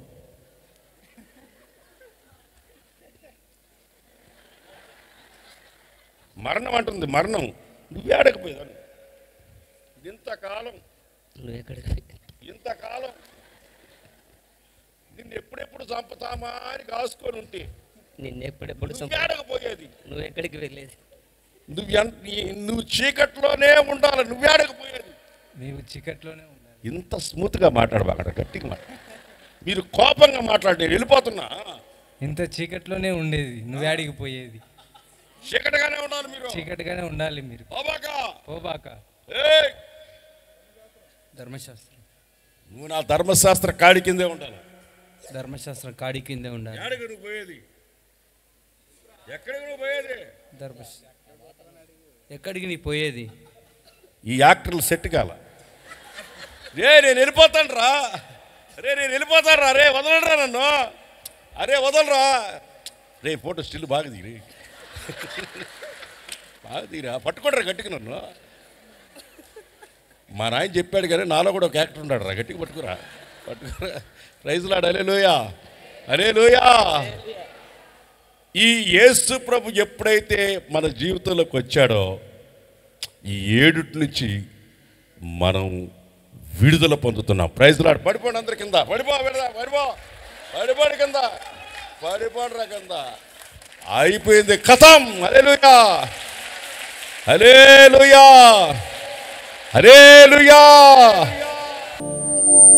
2 చేతులు పైకెత్తి ప్రార్థన చేసుకుందాం. 2 చేతులు పైకెత్తి, ఎవ్వరు అందరూ 2 చేతులు పైకెత్తి ప్రార్థన చేసుకుందాం. ప్రార్థన. ప్రేమ స్వరూపి పరిశుద్ధుడు అయిన మా దేవ, గతించిన కాలమంతా మీరు మమ్మల్ని కాపాడి ఉన్నారు. ఈ రోజున ఉపవాసం ఉండి ప్రార్థన చెయ్యాలని ప్రభువా ప్రతిష్ఠిత దినముగా ఈరోజు నిర్ణయించబడి ఉండగా ఇదిగో వేల మందిగా మేమంతా మీ యొద్దకు వచ్చాం నాయనా. ప్రార్థన ఆలకించువాడుగా మీరు మా మధ్యలోకి వచ్చావయ్యా. మా ప్రార్థనలన్నీ మీరు ఆలకించారయ్యా. మీ ప్రసన్నత ప్రభావం మేము అనుభవించామయ్యా. మీరు మా మధ్యలో ఉన్నారని మేము గుర్తుపట్టాము తండ్రి. ప్రార్థన ఆలకించువాడు అని మీకు పేరున్నందుకొరకై స్తోత్రం.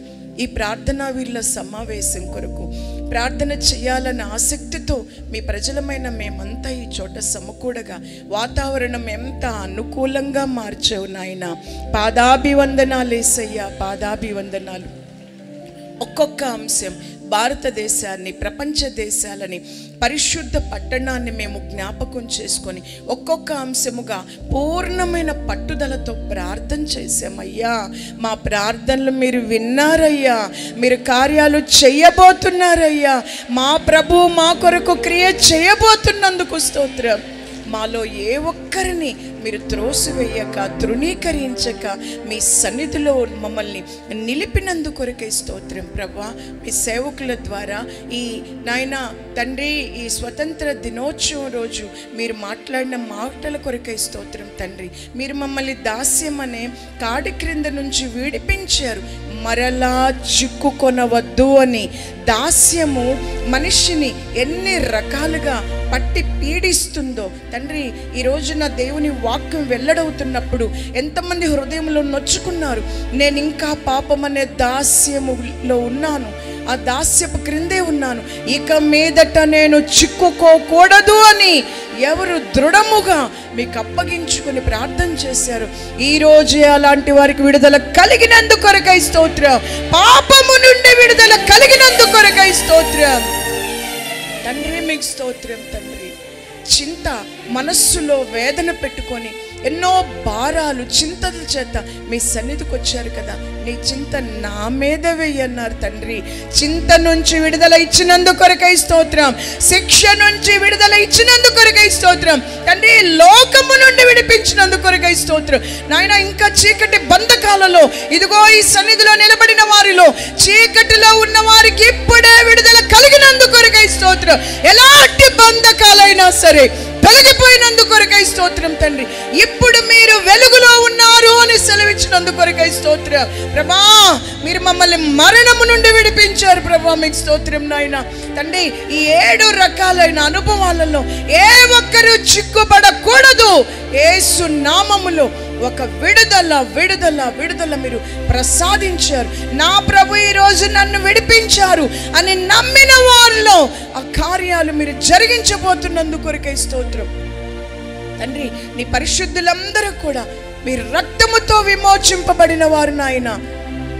ఈ ఉదయకాలమున ఈ మధ్యాహ్న కాలం వరకు తండ్రి మీ సన్నిధిని మా మధ్యలో ఉంచి తండ్రి ప్రతి బిడ్డలో మీరు కార్యం చేశారు. ప్రతి బిడ్డలో మీరు కార్యం చేశారు. ప్రతి కుటుంబంలో కార్యాలు జరగబోతున్నందుకొరకై స్తోత్రం ప్రతి వారు జాగ్రత్త పడాలి. మా ప్రభు దాస్యమనే కాడి క్రింద నుంచి మమ్మల్ని విడిపించారు గనక మరలా చిక్కుకొనకుండా జాగ్రత్త పడ్డానికి కృప చూపండి ప్రభా. ఇంతవరకు నాయన తండ్రి ఓపికగా మీ బిడ్డలు కూర్చున్నారు. నూరంతలుగా మీ బిడ్డల్ని దీవించండి యేసయ్యా. అన్నని మరి ముఖ్యంగా కృపతో నింపారు స్వామి. నూతనమైన ప్రకటనలు ఇచ్చారు స్వామి. మీరు బలపరిచినందుకొరకై స్తోత్రం తండ్రి. మీరు వచ్చేంతవరకు బలపరిచి వాడుకొనండి ప్రభా. ఈ దినమున హుసన మినిస్ట్రీస్ అన్ని చోట్ల, క్రైస్తవ సంఘాలు అన్ని చోట్ల ఎంతోమంది, లక్షల మంది ఉపవాసాలుండి ప్రార్థనలు చేస్తున్నారయ్యా. వేల మంది సేవకులు కన్నీరు కార్చి ప్రార్థిస్తుండగా మీరు విన్నందుకొరకై స్తోత్రం. మా ప్రభు కార్యాలు చేయబోతున్నందుకొరకై స్తోత్రం. ఇట్టి మంచి అనుభవాన్ని మా పూర్వీకులు మాకు నేర్పారు ప్రభువా. మీరు వచ్చేంతవరకు ఇలాంటి క్రియలు జరుగుతూనే ఉండాలి. ఈ 2025వ సంవత్సరం ఈ ప్రార్థనా వీరుల సమావేశానికి మమ్మల్ని అందరిని మీరు నడిపించినందుకొరకై స్తోత్రం. మరొకసారి మీరు ప్రార్థనా వీరులు అని మీరు మాకు తండ్రి మీరు దృఢపరిచినందుకొరకై, నిశ్చయపరిచినందుకొరకై స్తోత్రం. ఆద్యంతం ఆశీర్వాదకరంగా జరిగించినందుకు నిండు మనస్సుతో తలవంచి కృతజ్ఞతాస్తుతులు చెల్లిస్తూ యేసుక్రీస్తు నామములో అడిగి వేడుకొనుచున్నాం తండ్రి, ఆమేన్. మన ప్రభు అయిన యేసుక్రీస్తు కృప, తండ్రి అయిన దేవుని యొక్క ప్రేమ, పరిశుద్ధాత్మ యొక్క సన్నిధి సహవాసము కూడి వచ్చిన ప్రజలందరికీ, స్టేజి మీద ఉన్న సమస్తమైన మేము దాస్యమైన కాడికి తిరిగి మరలా పోకుండా ఈ స్వతంత్రంలో మేము ఉండును గాక. ఆమేన్.